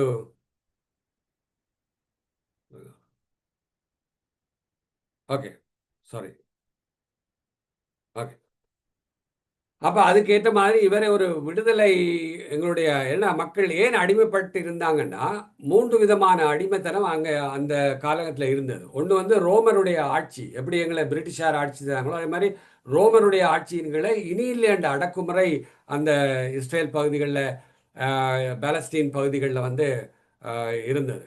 இனிலேண்ட் அடக்குமுறை. அடுத்தது உள்ளூர் அரசர்களுடைய அடக்குமுறை. அடுத்தது வந்து இந்த யூத மதவர்களுடைய அடக்குமுறை. இந்த 3 அடக்குமுறைகளில் இருந்து 3 விதமான இதில் இருந்தும் மக்கள் விடுதலை ஆகணும். பொருளாதாரத்தில் விடுதலை ஆகணும், அரசியலில் விடுதலை வரணும், ஆன்மீகத்தில் விடுதலை வரணும், சமூகத்திலிருந்து விடுதலை வரணும் அப்படிங்கிறது தான் வந்து அந்த ஜீசஸுடைய அடிப்படை நோக்கமாக இருந்தது. ஆன்மீகம் என்பது ஒரு கடைசியான விடயம் தானே தவிர, முதல் வந்து விடுதலை வேணும். அப்போ தான் மக்கள் வந்து நல்லா வாழணும். என்ன மாதிரியான அடக்குமுறை அப்படின்னு நீங்கள் பார்த்தீங்கன்னா ரொம்ப ஆச்சரியமாக இருப்பாங்க. ரொம்ப ஆச்சரியமான விடயங்கள். எப்படியெல்லாம் இவங்களை வந்து கொடுமைப்படுத்தினாங்கள், எப்படியெல்லாம் வந்து இந்த யூதர்கள் வந்து இந்த அடக்குமுறைகளுக்கு ஆளாக இருந்தாங்க அப்படிங்கிறதெல்லாம் வந்து ஒரு பெரிய ஒரு விஷயமா. சமூக ஏற்றத்தாழ்வு வந்து அவர்கள் மேலே இருந்தது. நிறைய சமூக ஏற்றத்தாழ்வுகள், ஜாதி பிரச்சனை, எங்களுக்குள்ளே இருக்கிற மாதிரி ஜாதி பிரச்சனைகள். அடுத்தது வரி. நீங்கள் வந்து ஒரு $1 சம்பாதிச்சா நீங்கள் வந்து அதில் ஒரு 10% தான் எடுக்கணும். மீதி வந்து 90% 3 அரசாங்கத்துக்கு வரியாக கொடுக்கணும். 30% வந்து ரோமுக்கு கொடுக்கணும், 30% வந்து உள்ளூர் அரசர்களுக்கு கொடுக்கணும், 30% வந்து மத குருக்களுக்கு, மதத்துக்கு கொடுக்கணும், யூத மதத்துக்கு. மீதி 10% தான் இவங்க எடுக்கலாம் தன்னுடைய செலவுக்கு. அந்த அளவுக்கு வந்து ஒரு அடிமைத்தனம் இருந்ததுன்னு பாருங்க. சாதி அடக்குமுறைகள், இப்படியான வந்து பல்வேறு சமூக சீர்கேடுகள், ஒரு சாதாரண ஒரு சின்ன குற்றத்துக்கும் வந்து அவர்களை என்ன சொல்கிறது, கொலை குற்றம் சாட்டுறது, இந்த மாதிரியான பல்வேறு அடக்குமுறைகளுக்கூடாக ஒரு சமூகம் வந்து தொடர்ச்சியாக இருந்து கொண்டு வந்ததுனால எப்படியாவது வந்து மக்கள் வந்து தங்களுக்கு ஒரு விடுதலை வராதா, ரொம்ப ரொம்ப பின்னி எடுத்திருக்காங்க. நீங்கள் அந்த பைபிளில் இருக்கிற வரலாற்றை படிச்சீங்கன்னா அவர் எப்படி எப்படியெல்லாம் அடக்கப்பட்டாங்க அப்படிங்கிறதுக்கு ரொம்ப யூத சட்டங்கள் எல்லாம் அந்த மாதிரி இருந்தது. நீங்கள் வந்து ஒரு மன்னிப்பே கிடையாது. ஒரு சின்ன தவறு செய்தால் கூட மன்னிப்பு கிடையாது, உடனே தண்டனை தான். ரைட்? அப்படி ஒரு விஷயங்கள் அதிகமாக இருந்தது. அப்போ ஜீசஸ் வந்து அதுக்கு அந்த நேரத்தில் வந்து அவர் வரும்போது என்ன சொல்கிறார் அப்படின்னா, முக்கியமாக வந்து தனிப்பட்ட முறையில் வராமல் ஒரு குழுவாக வந்து அவர் இந்த 12 பேரை சேர்க்கிறாரு. இந்த 12 பேரில் நான் முதல்ல சொன்ன மாதிரி உங்களுக்கு ஒவ்வொரு துறையை சார்ந்தவர்களை தனக்குள்ளே சேர்த்து முதல்ல அவங்கள ட்ரைனிங் பண்ணுறார். அவங்களுக்கு பயிற்சி கொடுக்குறாரு. பயிற்சி கொடுத்து மக்களை எப்படியாவது ஒரு வழி பண்ணணும் அப்படிங்கிறதுக்கு ஒரு விஷயத்தை கொண்டு வர்றாரு. இதில் முக்கியமாக அவர் எடுத்த விஷயங்கள் 2 விஷயங்கள் தான். ஒன்று வந்து ஹீலிங். அப்போ வந்து மக்கள் சரியான நோய்வாய்ப்பட்டு மன ரீதியாக பாதிக்கப்பட்டு அப்படி இருந்தாங்க. அப்போ அவங்கள வந்து குணப்படுத்தணும். அவங்கள வந்து அந்த மனநோய்கள்லேருந்து, உள பாதிப்புகள்லேருந்து, உடல் நோய்கள்லேருந்து வெளியில் வரணும். அடுத்தது 2வது வந்து அவங்களுக்கு ஒரு விடுதலை கொடுக்கறதுக்கான ஒரு ஒரு ஒரு போதனைகளை சொல்லணும். நீங்கள் முந்தி மாதிரி இருக்காதீங்கப்பா, அன்பு காட்டுங்க, கோவப்படாதீங்க, விபச்சாரம் செய்யாதீங்க, ரைட்டு, பழி வாங்காதீங்க, பழிக்கு பழி. அப்போ நீங்கள் பழைய சட்டங்கள் எல்லாம் அதில் எடுத்து பார்த்தீங்கன்னா பழிக்கு பழி தான். ஒருவன் வந்து ஏதாவது ஒன்று செய்தானா பழிக்கு பழி வாங்கி அவனை கொன்னுடு அப்படிங்கிறது அந்த அந்த மாதிரியாக இருந்தது.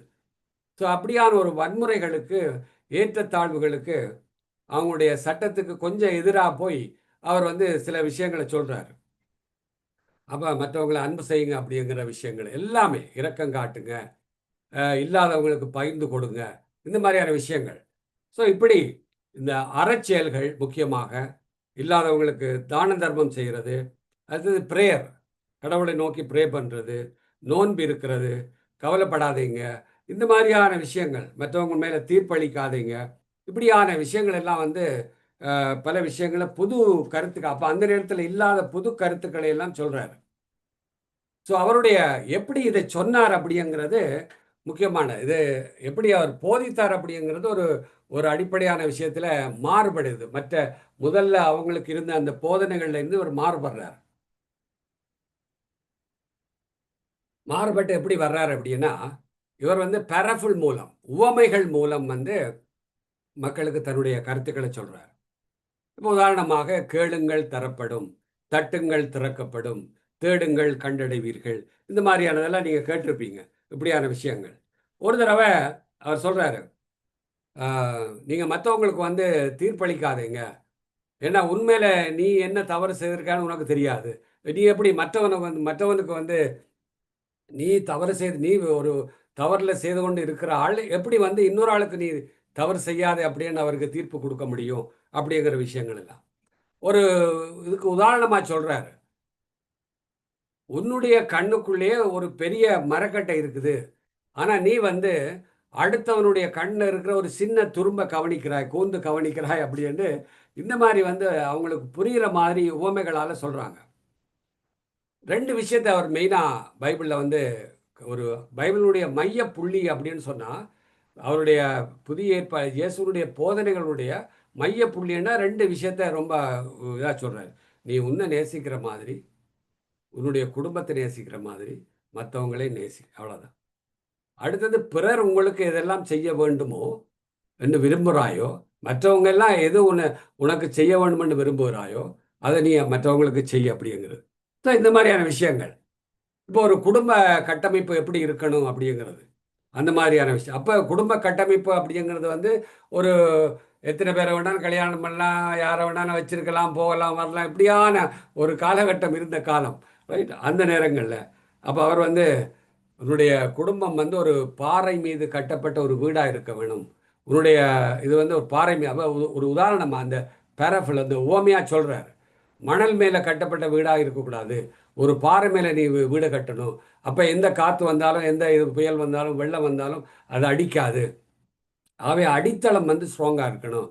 மணல் மேலே வீடு கட்டாத, இந்த மாதிரியான உதாரணங்களை சொல்கிறார். அந்த காலத்தில் இருந்த அவருடைய சூழ்நிலைக்கு ஏற்ற மாதிரியான உதாரணங்களை சொல்கிறார். இன்னொரு விஷயத்தை சொல்கிறார், இந்த விதைப்பவன் ஓமை அப்படின்னு நீங்கள் பல பேர் கேள்விப்பட்டிருப்பீங்க. அப்போ அவரை சொல்கிறாரு, இப்போ வந்து நீங்கள் போய் சொல்கிற இடங்களுக்கு சொல்லுங்கள், இந்த என்னுடைய கருத்துக்களை சொல்லுங்கள், கேட்குறவன் கேட்கட்டும் கேட்காம போகட்டும் அப்படின்ற மாதிரி.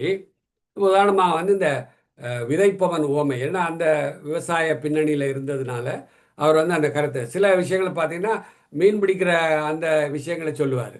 சில இடங்களில் பார்த்தீங்கன்னா விவசாய உழவு சம்பந்தப்பட்ட அந்த இதுகளை ஓமையாக சொல்லுவார். சில இடங்களில் ஒவ்வொரு இடங்களில் தன்னுடைய அந்த ஆக்களுக்கு ஏற்ற மாதிரியாக அவருடைய பின்புலத்துக்கு ஏற்ற மாதிரியாக அவருடைய போதனைகள் மாறிக்கொண்டே இருக்கும். அதாவது பைபிளில் வெவ்வேறு இடங்களில் பார்க்க முடியுது.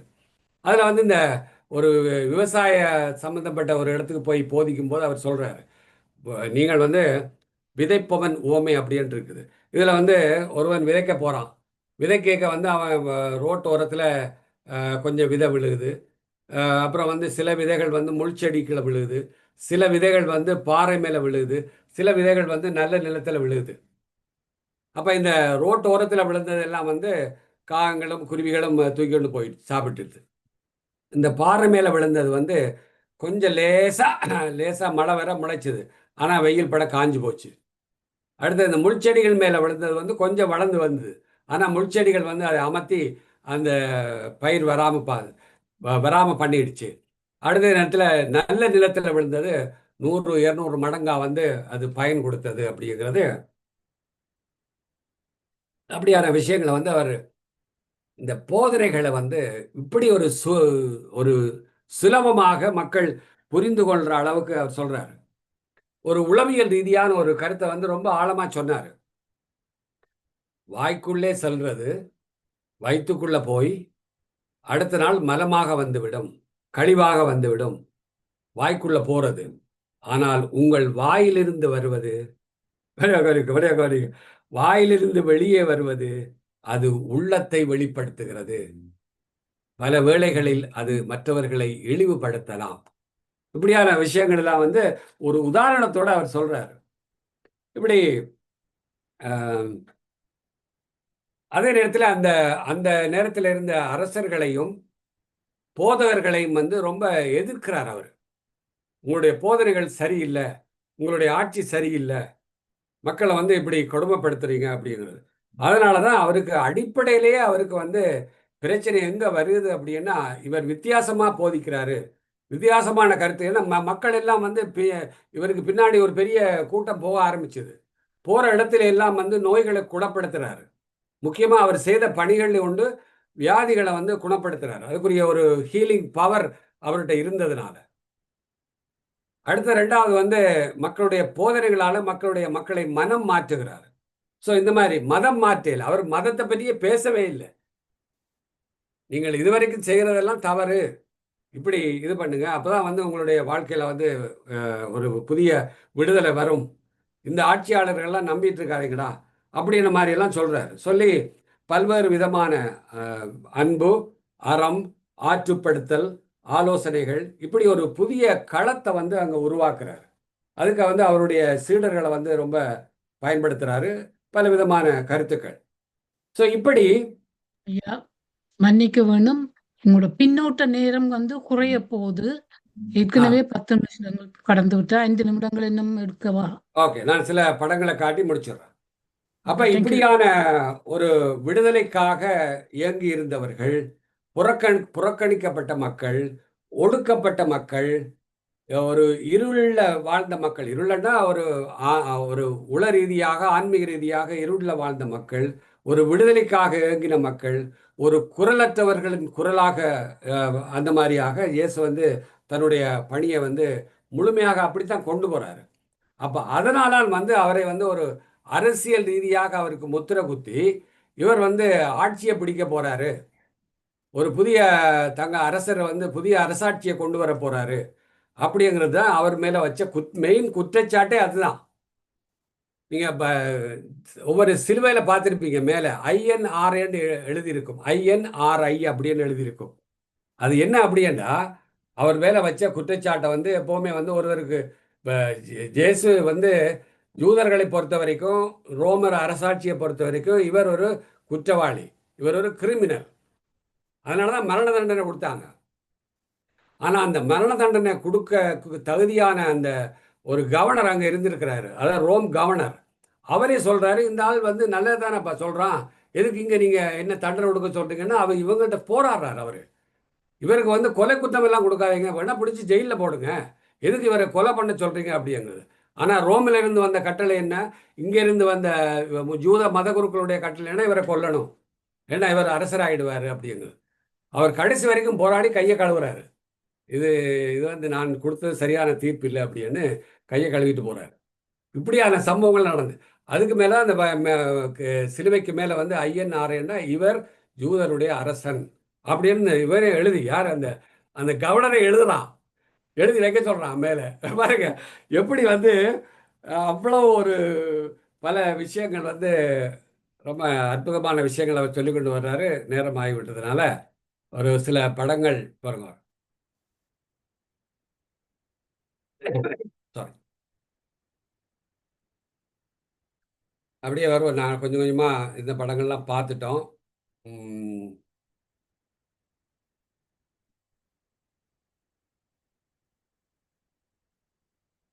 இது பல இடங்கள் ஜீசஸ், நான் சொன்னல அந்த மலையில் வந்து அவருடைய முக்கியமான ஜீசஸோட முக்கியமான இது வந்து இந்த மலை பிரசங்கம் அப்படிங்கிறது.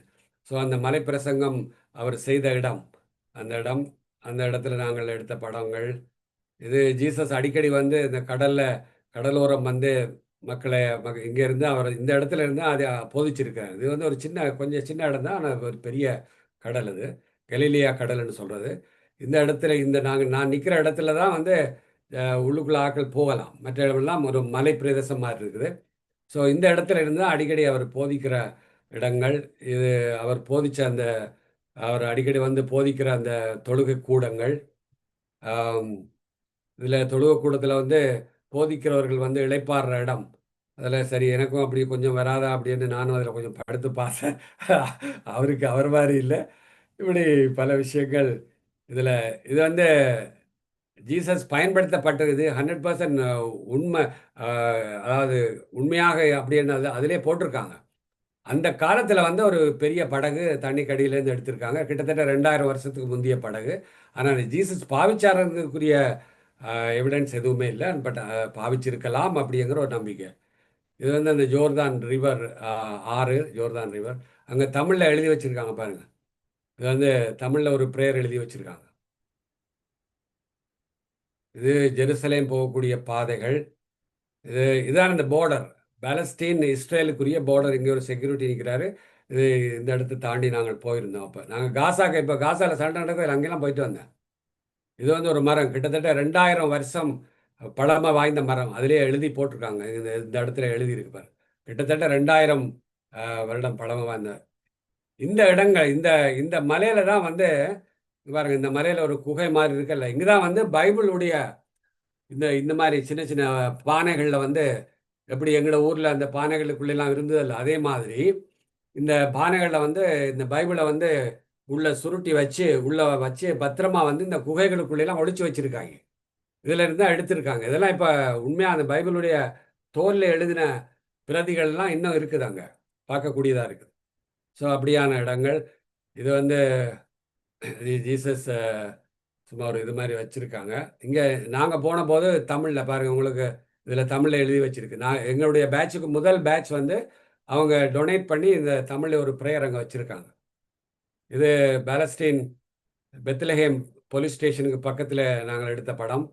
இதுதான் ஜீசஸ் பிறந்த எக்ஸாக்டாக இந்த இடத்துல தான் அந்த மாட்டு தொழுவம் இருந்திருக்கலாம் அப்படிங்கிற ஒரு இடம். இப்போ அதை வந்து கோயிலாக கட்டியிருக்காங்க. நாங்கள் அந்த இடங்களெல்லாம் போய் பார்த்தோம். இது ஜீசஸை ஒரு 2 நாள் ஜெயிலில் வச்சுருந்தாங்க. அந்த ஜெயில் ஒரு குகை கீழே இதுக்கு அடியில் அவர் இறக்கிறதுக்கு முதல் வச்சிருந்த கோயில். இது வந்து அவருடைய கல்லறை. இந்த இடம் தான் அந்த ஜீசஸுடைய கல்லறை இருந்த இடம். இப்போ அது மேலே ஒரு கோயில் கட்டியிருக்காங்க. இது அதுக்கு பக்கத்தில், அதுக்கு உள்ளே போனீங்கன்னா நிறைய கல்லறைகள் இருக்குது. இங்கே பாருங்கள், வேறு கல்லறைகள். இப்படி தான் வந்து அந்த கல்லறைகள்லாம் இருக்குது. இப்படியாக இந்த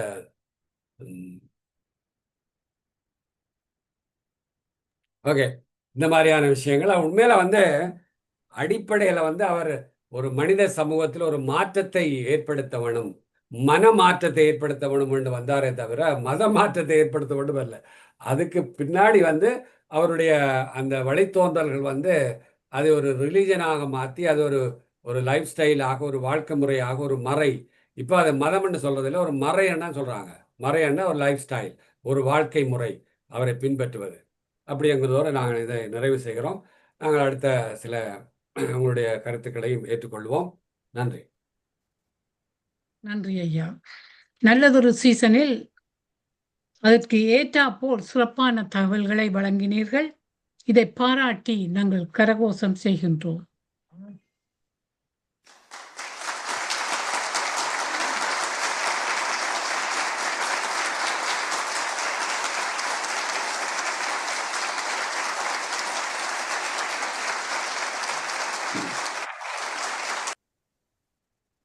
இப்போது பின்னோட்டத்துக்கான நேரம் 13 நிமிடங்களே எங்களுக்கு அனுமதி அளித்துள்ளது.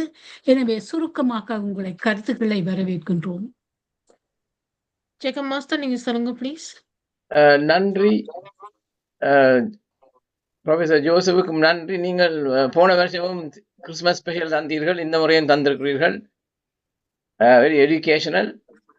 ஆனால் ஆஸ் யூஷுவல் எனக்கு கேள்விகள் என்னன்னு சொன்னால், நீங்க சொன்னீங்க மத மாற்றம் இல்லை என்று முறையில்.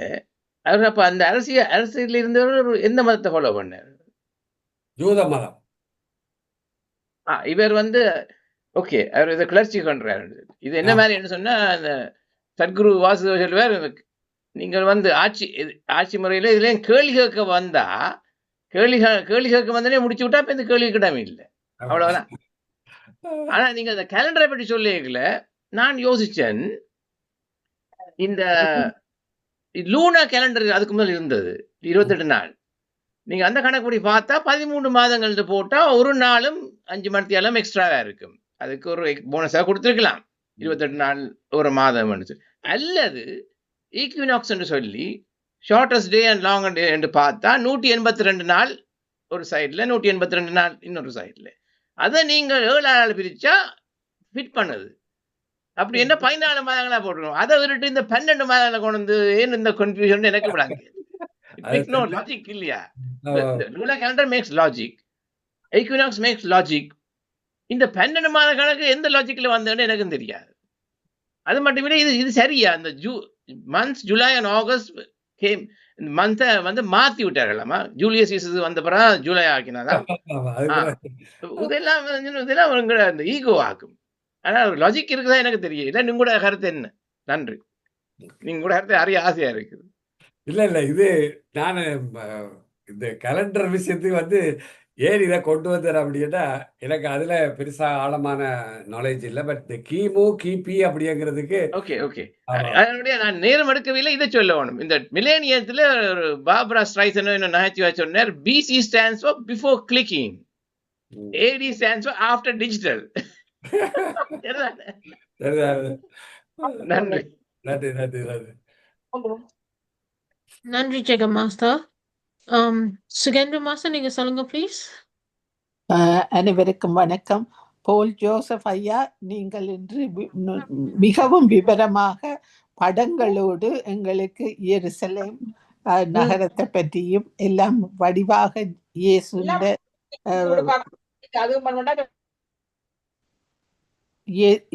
இயேசுநாதற்ற வாழ்க்கை வரலாற்றை கூறினீர்கள். அது அந்த படங்களோடு பார்க்கும் போது எங்களுக்கு கூட விளக்கமாக இருந்தது. மற்றது அந்த நீங்க அந்த சிஇ என்று சொன்னது, அது என்ன பிசிஇயா காமன் ஏரா, அது அது எப்ப இருந்து அந்த பிஃபோர் கிரைஸ்ட் ஆஃப்டர் கிரைஸ்ட் என்றது எப்ப மாறினது? ஏடி இப்ப அது கிட்டத்தட்ட ஒரு 10-15 ஆண்டுகளாக இதைத்தான் பயன்படுத்துகிறார்கள். இப்ப பிசி கிமு கிபின்னு சொல்லக்கூடாது. Right, common before sorry common era, before common era and common era, அது ரெண்டு தான் இப்போ. ஓகே, நாங்கள் படிக்கிற காலத்துல அது இல்ல. அதான் நான் எப்ப அது இப்பதான் ஒரு 10-15 ஆண்டுகளுக்குள்ளதான் அது வந்தது. Okay okay. அதாவது இந்த ரிலிஜியஸா ஆமா. இருக்கக்கூடாதுன்றதுக்காக ஆனா அது இப்ப நான் முதல்ல சொன்ன மாதிரி பலர் எதிர்த்தார்கள். ஏன் அதை மாத்துறீங்க அப்படியானது. இன்னமும் பழைய இதையே பயன்படுத்துற ஆட்கள் எல்லாம் இருக்கிறாங்க. தவறல்ல. ஓகே ஐயா, மிக்க நன்றி. நல்ல விரிவாக விளக்கினதற்கு நன்றி கூறி விடைபெறுகிறேன். நன்றி, வணக்கம். நன்றி சுகேந்திர மாஸ்டர். அருண்தி மாஸ்டர், நீங்க சொல்லுங்க ப்ளீஸ். தேங்க்யூ. அனைவருக்கும் வணக்கம். மிக்க நன்றி போல் மாஸ்டர், டாக்டர் போல் மிகவும் அருமையாக கிறிஸ்துக்கு பின் கிறிஸ்துக்கு முன் என்ற வச்சு மிகவும் அருமையாக விளங்கப்படுத்தினீர்கள். எப்படி இயேசுநாதர் வாழ்க்கை வாழ வேண்டும் என்பதை மிகவும் சிறப்பாக கூறின எல்லா கதையிலையும் நீங்கள் எடுத்து உரைத்தீர்கள். மிக்க நன்றி. நல்ல நேரத்தில் இந்த கதையில கூறியிருக்கிறீர்கள். நன்றி. போற கழுத கதையோட நன்றி. இதுல ஒரு கேள்வி உங்களுக்கு எழலாம். சரி, அங்க எல்லாம் இப்ப ஜீசஸ் பிறந்த இடத்துல எப்படி இருக்கு கிறிஸ்தவம் எப்படி இருக்கு அப்படின்னு பார்த்தா இல்ல. நான் போயிருந்த போது அங்க எங்களுக்கு கைடா வந்தவர் ஒரு யூஷ் வந்தாரு, இன்னொருத்தர் ஒரு கிறிஸ்டியனும் வந்தாரு. அப்ப 2 பேரும் சொன்னது என்னன்னா, மொத்த இஸ்ரேல் பாலஸ்தீன்ல 2% 100% 2% தான் கிறிஸ்டியன் இருக்காங்க. ஸோ அவர் பிறந்த இடத்துல அதை சுற்றி இருக்கிற நாடுகள்ல எங்கேயுமே கிறிஸ்தவம் கிடையாது. எப்படி நீங்க கேட்கலாம், ரோமுக்கு எப்படி வந்தது? இப்ப ரோம் தானே கேபிட்டல் அப்படிங்கிறதான். அப்ப ரோமுக்கு வந்ததுக்கு முக்கிய காரணம் பீட்டர், அவருடைய தலைமை சீஷரா இருந்த பீட்டர் தான் ரோம். பீட்டர் அண்ட் போல் யூரோப்புக்கு வந்துட்டாரு. பால் அப்படிங்கிறவர் பீட்டர் அப்படிங்கிறவர் ரோமுக்கு வந்துட்டாரு. ரோமுக்கு தான் அவர் பல ஹீலிங்ஸ், பல அந்த ரோம அரசருடைய யுத்தங்களுடைய வெற்றிக்கு பின்னுக்கு இப்படி பல ஸ்டோரி இருக்கு. கான்ஸ்டன்டைன் அப்படிங்கிற அவருடைய வரலாற்றை படித்து பார்த்தீங்கன்னா தெரியும். அப்ப இந்த மாதிரியாக அவர் கொஞ்சம் கொஞ்சமாக அந்த அரசர்களோடையும் அங்க இருந்த பெரிய அரசியல் தலைமைகளோட தொடர்பு ஏற்படுத்தி அதான் இந்த கிறிஸ்தவ மதத்தை ரோமுக்கு கொண்டு வந்தார். அது பெரிய, அதுக்கு முதலெல்லாம் கிட்டத்தட்ட ஒரு 2-3 நூற்றாண்டுகள் இதை இதை இதை மறைமுகமாக தான் இதை அவருடைய இதை பின்பற்றினாங்க. அண்டர் கிரவுண்ட் சர்வீஸ் தான் நடந்தது. ஏன்னா இவங்களை தேடி தேடி கொண்டாங்க. இயேசுநாதருடைய 12 சீசர்களும் படுகொலை செய்யப்பட்டு அதுல பீட்டரை தலைகளா சிலுவையில் அரைஞ்சு கொண்டாங்க. இப்படியெல்லாம் கொடுமை நடந்தது. மொத்தம் 12 பேர். அது ஜூதாஸ் அவரே செத்து போயிட்டாரு.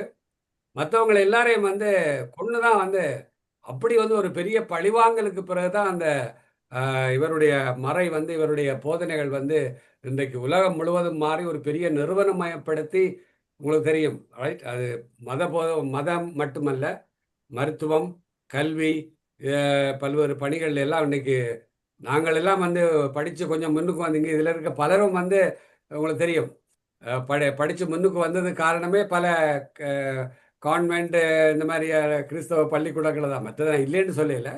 இப்படி அதே மாதிரி மருத்துவமும் இன்னைக்கு உலகமயமாக்கப்பட்டது, எல்லாருக்கும் கிடைக்கக்கூடியதாக அளவில் வந்ததெல்லாம் கூட அது இவர்களுடைய பணி தான் அப்படின்னு நாங்கள் சொல்லுவேன். நன்றி. நன்றி அருண்தி மாஸ்டர். ஸ்ரீகந்தராஜன் மாஸ்டர், நீங்க சொல்லுங்க ப்ளீஸ். அனைவருக்கும் வணக்கம். அருமையான பேச்சு.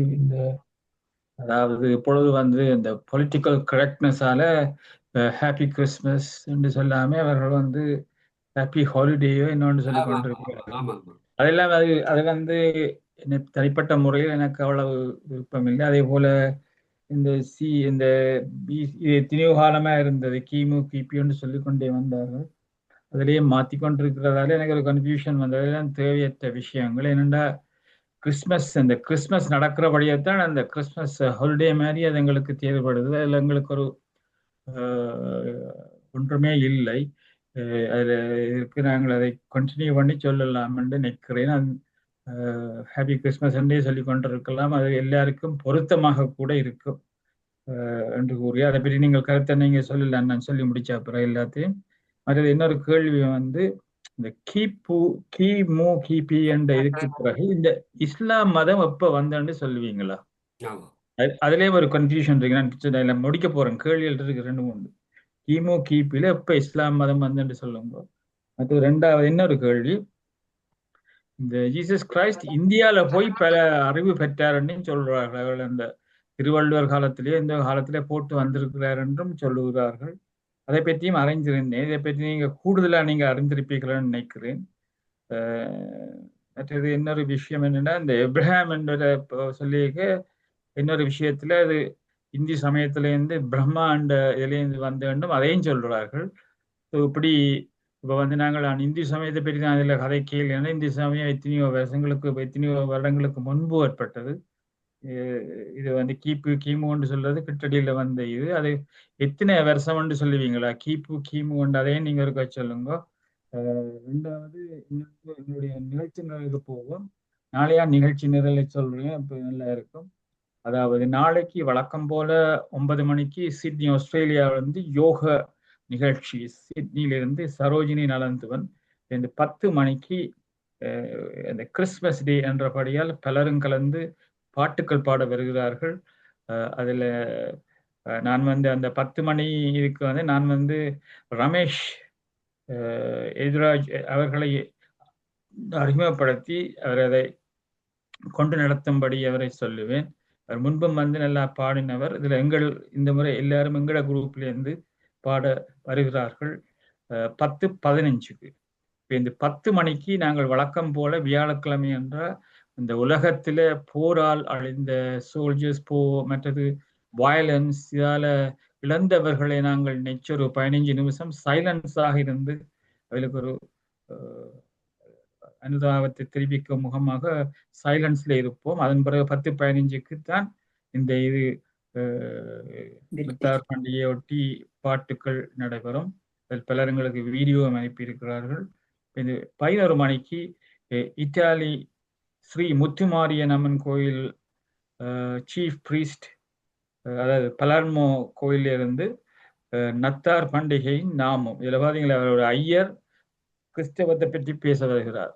அவ்வளோத்துக்கு ப்ரோடாக நாங்கள் யோசிச்சு கொண்டு இருக்கிறோம். எந்த ரிலிஜனும் எங்களுக்கு சம்மதம் மாதிரி. ஆனால் மற்ற ரிலிஜன்ஸ் என்ன விதமாக எடுக்கிறார்கள் என்பதை பற்றி எனக்கு தெரியல. மற்றது நாளைக்கு இரவு கதம்ப நிகழ்ச்சி. அதில் உங்களுக்கு எல்லோருக்கும் தெரியும், அதில் நீங்கள் கிறிஸ்மஸோட சம்பந்தப்பட்ட பாட்டுக்கள் மியூசிக்கை போடலாம். அதில் எனக்கு ஒரு விருப்பமானவர் ஒரு கிறிஸ்மஸ் பாட்டை எழுதினவர் டிரைவிங் ஹோம் ஃபார் கிறிஸ்மஸ் என்று கிறிஸ்ரியா அவர் எழுதியிருக்கிறார். அவர் திங்கட்கிழமை 3 மணிக்கு இறந்து விட்டார். அவரை யோசிச்சு நான் அந்த பாட்டை நான் போட யோசிச்சு வச்சிருக்கிறேன். நீங்க கேட்டிருப்பீங்க, கிறிஸ்மஸ் வந்ததுண்டா டிரைவிங் ஹோம் ஃபார் கிறிஸ்மஸ் கட்டாயம் இடையிலும் போட்டுக்கொண்டு இருப்பார்கள். அதே போல ஒவ்வொரு நாளும் இருக்கிறது. ஃப்ரைடேயும் அதே போல யோகா நிகழ்ச்சி. வந்து 11 மணிக்கு டாக்டர் ஜெகநாதன் அவரை ஹீலிங் என்ற தலைப்பில் பேச வருகிறார். டாக்டர் விநாயகன் 8 மணிக்கு இந்த நேரம் என்றும் அணையாத தீபம். இவ்வளவுதான் பேசுறது. நான் கேட்ட கேள்விக்கு ஆன்சர் பண்ணலாம் நீங்க. நன்றி. நன்றி ஸ்ரீகந்தராஜமுசா.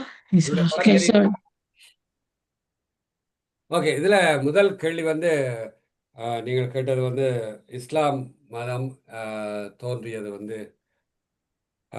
அதிகாரபூர்வமாக இஸ்லாம் மதம் வந்து முகமட்டுக்கு பிறகுதான் தோன்றியது. முகமட் வந்து இயேசு பிறந்ததுக்கு 600 வருஷத்துக்கு பிறகு வந்தவர். கிபி 600, கிபி 600, 610 அப்படி அந்த ஆண்டுகளில் தான் வருது இஸ்லாம் மதம் தோன்றியது. ஆனால் அதுக்கு முதல் வந்து யூத மதங்கள், அதை சார்ந்த அந்த அரேபிய நாடுகள்லையும் இந்த மாதிரி மிடில் ஈஸ்ட்லையும் வந்து பல்வேறு மதங்கள் வந்து இருந்தது. இதில் ஏப்ரஹாமில் வந்து ஒரு சம்பவம் நடந்தது. அதை உங்களுக்கு சொன்னால் விளங்க முடியுங்க. ஏப்ரஹாமுக்கு வந்து அவருடைய சாராள் அப்படிங்கிற ஒரு மனைவி இருந்தாங்க.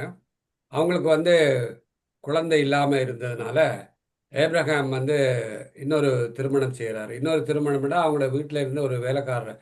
இந்த ஏப்ரஹாமுடைய காலமே வந்து பார்த்தீங்கன்னா கிமு 1500லேருந்து 2000க்குள்ள.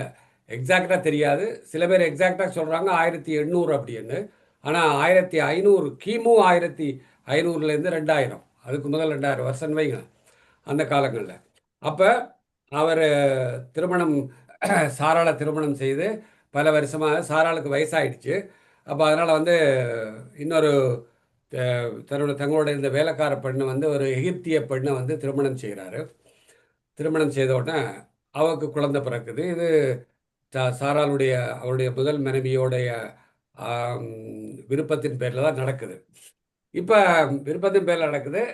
இந்த குழந்தை பிறந்த உடனே திரும்ப இந்த வயசான கடவுளுடைய அவர் சொல்கிறார், கடவுளுடைய அருளால் வந்து ஏப்ரஹாமுக்கும் முதல் மனைவி சாராவுக்கும் திரும்ப குழந்தை பிறந்துச்சு. அவங்களுடைய பரம்பரையில் அந்த முதல் மனைவியுடைய பரம்பரையில் வந்தவர்கள் தான் அந்த ஈசாக் அப்படின்னு அந்த பேரில் வர்றது. அந்த பக்கம் வந்து அந்த அவருடைய வேலைக்கார பெண் அந்த பரம்பரையில் வந்தவங்க தான் வந்து இஸ்மாயில் அப்படிங்கிறது. அந்த மகனுக்கு பேர் இஸ்மாயில், இவருக்கு பேர் ஈசாக். ஸோ இந்த ஈசாக்கில் வந்தவங்க தான் யூத வழிபரப்பினர். இஸ்மாயிலுடைய பரம்பரையில் வந்தவங்க தான் முஸ்லீம்கள். அப்போ முஸ்லீம்னு பேர் வைக்கல, அந்த வழித்தோன்றர்களை வந்தவர் தான் முகமட். இப்போ உங்களுக்கு விளங்க நினைக்கிறேன். அந்த வழித்தோன்றரில் வந்தவர் முகமட். அவர் திரும்ப எப்படி ஜீசஸை ஒரு புரட்சி பண்ணாரோ அப்புறம் அவங்க அந்த அப்போ முஸ்லீம் மதமண்டு இல்லை. அப்போ அந்த மதங்களுக்குள்ள அது யூத மதம் இந்த பக்கம், அந்த பக்கம் வேறு இன்னொரு மதம், வேறொரு மதங்கள். அப்போ அந்த மதங்களுக்குள்ள ஒரு புரட்சியை பண்ணித்தான் வந்து அவர் இஸ்லாமிய மதத்தை கிபி கிறிஸ்துவுக்கு பிறகு 600ஆம் ஆண்டு வாக்கில் அதை தோற்றுவித்தார். அதுக்கப்புறம் அது அப்படியே வந்தது. இதுதான் அந்த அடிப்படை வரலாறு ரெண்டு பேருக்கும் உள்ளது. வேற என்ன இன்னொரு கேள்வி என்ன கேட்டீங்க? அந்த கிமு கிபி அந்த ஓகே, அந்த பிரம்மா அதோட என்ன ரிலேட்டடா இருக்கிறாங்க பேர்கள் வந்து பொதுவாக வந்து இது நிறைய இது மாதிரி சொல்றாங்க. அப்படி இருந்த அந்த சிந்து வழி நாகரிகத்தில் அப்படி ஆப்கானிஸ்தான் வழியா வந்து அப்படி வந்திருக்கலாம். ஏன்னா பிரம்மபுத்திரா அந்த நதி, பிரம்மபுத்திரா நதியினுடைய ஓரங்களில் வந்து அவர்கள் அப்படி வந்து இப்படியான பேர்களும் இருக்குது. இந்த இப்ராஹிமன் ஏன்னா ஒவ்வொரு இப்போ நானே வந்து ஒவ்வொரு காலங்களில் வந்து வெவ்வேறு பேர்கள். இப்போ என்னுடைய பேரை பார்த்தா எப்படி இருக்கும், போல் ஜோசப் அப்படின்னா ஏதோ வெள்ளைக்காரன் பேர், அதாவது ஒரு வேறு நாட்டு ஆள் பேர் மாதிரி. நிறைய பேர் எனக்கு ஃபோன் பண்ணும்போதே கேட்பாங்க, ஐ ஸ்பீக் தமிழ் அப்படின்னு தான் கேட்பாங்க. நீங்கள் மலையாளியான்னு கேட்பாங்க, நீங்கள் இந்த நாட்டுக்காரரான்னு கேட்பாங்க ஃபோன் பண்ணி அப்பாயின்மெண்ட் வைக்கும்போது. ஏன்னா பேரை பார்த்து ஒரு இதை முடிவு பண்ணிட முடியாது. ஸோ அப்போ எங்களுக்குள்ளேயும் வந்து இப்போ நான் வெள்ளைக்காரங்க அந்த பிரிட்டிஷ்காரன் வந்த பிறகு தான் நாங்கள் ஓரளவுக்கு இப்போ எங்களுடைய மூதாதையர் யார் கிட்டத்தட்ட 500 வருஷத்துக்கு முதல் எங்களுடைய மூதாதையர் யாருன்னா அவர்கள் சைவர்களாக தான் இருந்திருக்காங்க. அதில் எந்த மாற்று கருத்தும் இல்லை. அப்போ பல்வேறு காரணங்களுக்காக கல்விக்காகவோ அல்லது பல்வேறு வேலை வாய்ப்புகளுக்காகவோ அந்த காலத்தில் வந்து இப்படி மதங்களை பின்பற்றி இருக்கிறாங்க. அது தவறு இல்லைன்னு சொல்ல முடியாது, தவறுன்னு சொல்லாது, அது அவர்களுடைய அந்த காலங்களில். அப்போ அந்த வழித்தோன்றல்களை வந்தவர்கள் நாங்கள். அதே மாதிரி இந்த பிரம்மா அப்படிங்கிறவர் வந்து பிரம்மபுத்திரா நதியே வந்து அப்படி தான் பேர் வந்தது அப்படின்லாம் சொல்கிறாங்க. ஆபிரகாமுடைய வழித்தோன்றல்கள் வந்து அவர்களுடைய வழித்தோன்றல்கள் தான் வந்து பிராமணர் அப்படின்னா கூட சில வரலாறுகள் சொல்கிறவர் இருக்காங்க. நான் முழுமையாக தெரியாமல் சொல்ல முடியாது. சில பிராமணர்களே அதை ஒத்துக்கொள்கிறாங்க, நாங்கள் வந்து இஸ்ரேலுடைய வழித்தோன்றல்கள் பரம்பரை ஆக்கள் அப்படின்னு. மற்றது ஜீசஸ் கிரைஸ்ட் இந்தியாவில் போனவரா அதை வந்து இந்தியாவில் போனது வந்து இது யாரும் ஏற்கனவே இருக்குது. சில கருதுகோள்கள் பைபிளில் எந்த விதமான ஆதாரமும் இல்லை. பைபிளில் ஒரே ஒரு இடத்துல இந்தியா முதல் எத்தியோப்பியா வரை பைபிளில் இருக்குது. இந்தியா முதல் எத்தியோப்பியா வரை அப்படின்னு இதில் யாராவது கிறிஸ்டியன் இருந்தாங்கன்னா படிச்சுப்பீங்க. ஒரு குறிப்பிட்ட இடங்களில் வருகிறது. இந்தியா ஒரு முக்கியமான இடத்துல வருது. இந்து தேசம் அப்படிங்கிறது சில இடங்களில் வருது. ஆனால் இந்தியாவுடைய சொல்லே வந்து ஒரு இடத்துல இருக்குது, பழைய புதிய ஏற்பாட்டில் இல்லை, பழைய ஏற்பாட்டில். ஆனால் ஜீசஸ் அங்கே போனாரா அப்படிங்கிறது ஒரு கருதுகோளை தவிர, ஒரு தியரியை தவிர எங்கள் ஆதாரங்கள் எதுவுமே இல்லை. ஆனால் ஒப்பீடுகளில் பார்க்கும்போது சரியாக வந்து புதிய ஏற்பாடு வந்த காலத்தில் தான் திருக்குறளும் வந்திருக்குது. அதே காலகட்டத்தில் நான் இன்னொன்று சொல்கிறேன், நீங்கள் ரொம்ப ஆச்சரியப்படுவீங்க. ரைட், இப்போ புதிய ஏற்பாட்டில் இருக்கிற அத்தனை நீங்கள் வந்து புதிய ஏற்பாடை முழுக்க படித்தீங்கன்னா கிட்டத்தட்ட திருக்குறள் நீங்கள் படித்த மாதிரி தான் எல்லாமே. அந்த காமத்து பாலை தவிர மீதி எல்லாமே வந்து நீங்கள் இதில் புதிய ஏற்பாட்டில் பார்க்கலாம். அவ்வளோ விஷயங்களும் வந்து. அடுத்த ஒரு விஷயம் என்ன நடந்திருக்குன்னா ஸ்ரீஸ்கந்தாஜா மாஸ்டர் மற்ற எல்லாருக்கும் தான், பைபிள் வந்து ஒரிஜினலாக வந்து 4 பேர் 5 பேர் இது அப்படியே எழுதி கொண்டு வரும்போது முதல்ல அராமிக் மொழியில் ஜீசஸ் பேசின மொழி பல பேருக்கு தெரியுமோ தெரியல. அவர் நிறைய பேர் ஹீப்ரு மொழி பேசுகிறான்னு நினைக்கிறீங்க. அவருக்கு ஹீப்ரு மொழி தெரியும். ஆனால் அவருடைய தாய்மொழி வந்து அராமிக்ன்னு சொல்லி ஒரு மொழி. அதான் அந்த காலத்தில் அவங்க பேசியிருக்காங்க. அதில் இருந்து வந்த இப்போ ஒரு மருவி வந்தது தான் அப்புறம் ஹீப்ரு மொழின்னு வந்து. அப்போ சில எழுத்து பைபிள் எழுதினவங்க வந்து அராமிக்கில் எழுதியிருக்காங்க, சில பேர் வந்து ஹீப்ருவில் எழுதியிருக்காங்க, சில பேர் வந்து கிரீக்கில் எழுதியிருக்காங்க. இது எல்லாமே வந்து கவிதை வடிவில் தான் எழுதப்பட்டிருக்குது. நான் வந்து ஒரிஜினலாக அங்கே ஒரு ஃபாதர், நான் சென்ற போது ஒரு ஃபாதரை சந்தித்தேன். அவர் வந்து இங்கே வேலூரில் இருந்து போய் அவர் ஹீப்ரு மொழி, அராமிக் மொழி, அங்கே உள்ள மொழியெல்லாம் படித்து அங்கே உள்ள ஹீப்ரு யூனிவர்சிட்டியில், நீங்கள் நம்ப மாட்டீங்க, தமிழ்நாட்டில் இருந்து போன ஒரு ஃபாதர் ஹீப்ரு மொழியில் பிஹெச்டி படித்து ஹீப்ரு யூனிவர்சிட்டியில் பேராசிரியராக இருக்கிறாங்க, ப்ரொஃபஸராக இருக்கார். அங்கே உள்ள யூதர்களுக்கு டீச் பண்ணுறாரு அவர். ஆனால் ஃபாதர் இங்கேருந்து போய் ஆராய்ச்சிக்காக போனவர் ரொம்ப ஆர்வம் வந்து அங்கேயே தங்கிட்டார். நாங்கள் அவர் இன்னும் எங்களுக்கு தமிழில் வந்து ப்ரேயர் வச்சார். ஸோ அப்படி அந்த பைபிளை வந்து கவித்துவமாக தான் எழுதியிருக்காங்களா அவர் சொன்னார். பிறகு வெவ்வேறு மொழிகளில் மொழி மாற்றம் பண்ணி, அதாவது முதல்ல வந்து எதில் எழுதியிருக்கா, அதுக்கு பிறகு அந்த ஹீப்ருவுக்கு பிறகு எதில் எழுதியிருக்காங்க, கிரீக்கில் எழுதியிருக்காங்க. கிரீக்கில் இருந்து லத்தீனுக்கு வந்திருக்குது, லத்தீனில் இருந்து இங்கிலீஷ்க்கு வந்திருக்குது, இங்கிலீஷில் இருந்தால் தமிழுக்கு மொழிபெயர்க்க நிறைய மாற்றங்கள் வந்திருக்கும். கண்டிப்பாக மொழிபெயர்ப்பில் வந்து அந்த கவித்துவமே இப்போ இருக்கிற பைபிளை படித்து பார்த்தீங்கன்னா கவித்துவமே இருக்காது. அப்போ இப்படியான விஷயங்கள் நிறைய அதில் வருது.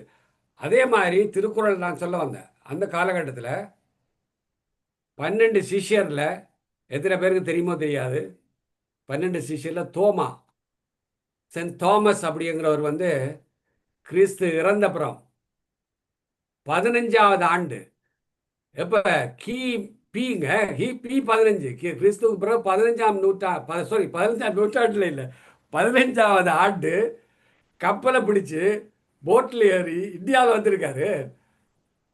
நீங்கள் சென்ட் தாமஸ் மவுண்டன் ஏர்போர்ட்டுக்கு முன்னாடி போய் பார்க்கலாம். இன்னும் அவர் கொண்டு வந்த ஆவணங்கள் எல்லாம் இருக்குது. மேரியுடைய படத்தை வந்து வரைஞ்சிருக்காரு. லூக்கா வரைஞ்ச படத்தை அவர் கொண்டு வந்திருக்காரு. அங்கே கொண்டு வந்து வச்சு இன்னும் அந்த படம் 2025 வருஷமாக கிடக்குது, 2000 வருஷமாக கிடக்கு. ஆமாம், அவ்வளவு. அப்போ அவர் அந்த நேரத்தில் வந்திருக்காரு. அவர் வந்த நேரத்தில் எங்கே தங்கியிருக்காருன்னா மயிலாப்பூரில் தங்கியிருக்காரு. இப்போ எங்கே வருது உங்களுக்கு, திருக்குறளுக்கும் திருவள்ளுவருக்கும் அவருக்கு ஒரு கனெக்ஷன் வருதா இல்லையா? தோமா வந்து மயிலாப்பூரில் தங்கியிருக்காரு பாருங்க. இப்படியெல்லாம் வரலாறு, இந்த வரலாறுகள் உண்மை. இன்னும் வந்து இந்தியாவிலேயே வந்து இன்னும் அந்த அவருடைய வந்த ஆதாரங்கள்ல இருந்து எல்லாமே அங்கே இருக்குது, பத்திரமா வந்து மியூசியத்தில் இருக்குது. நன்றி. நன்றி. Thank you.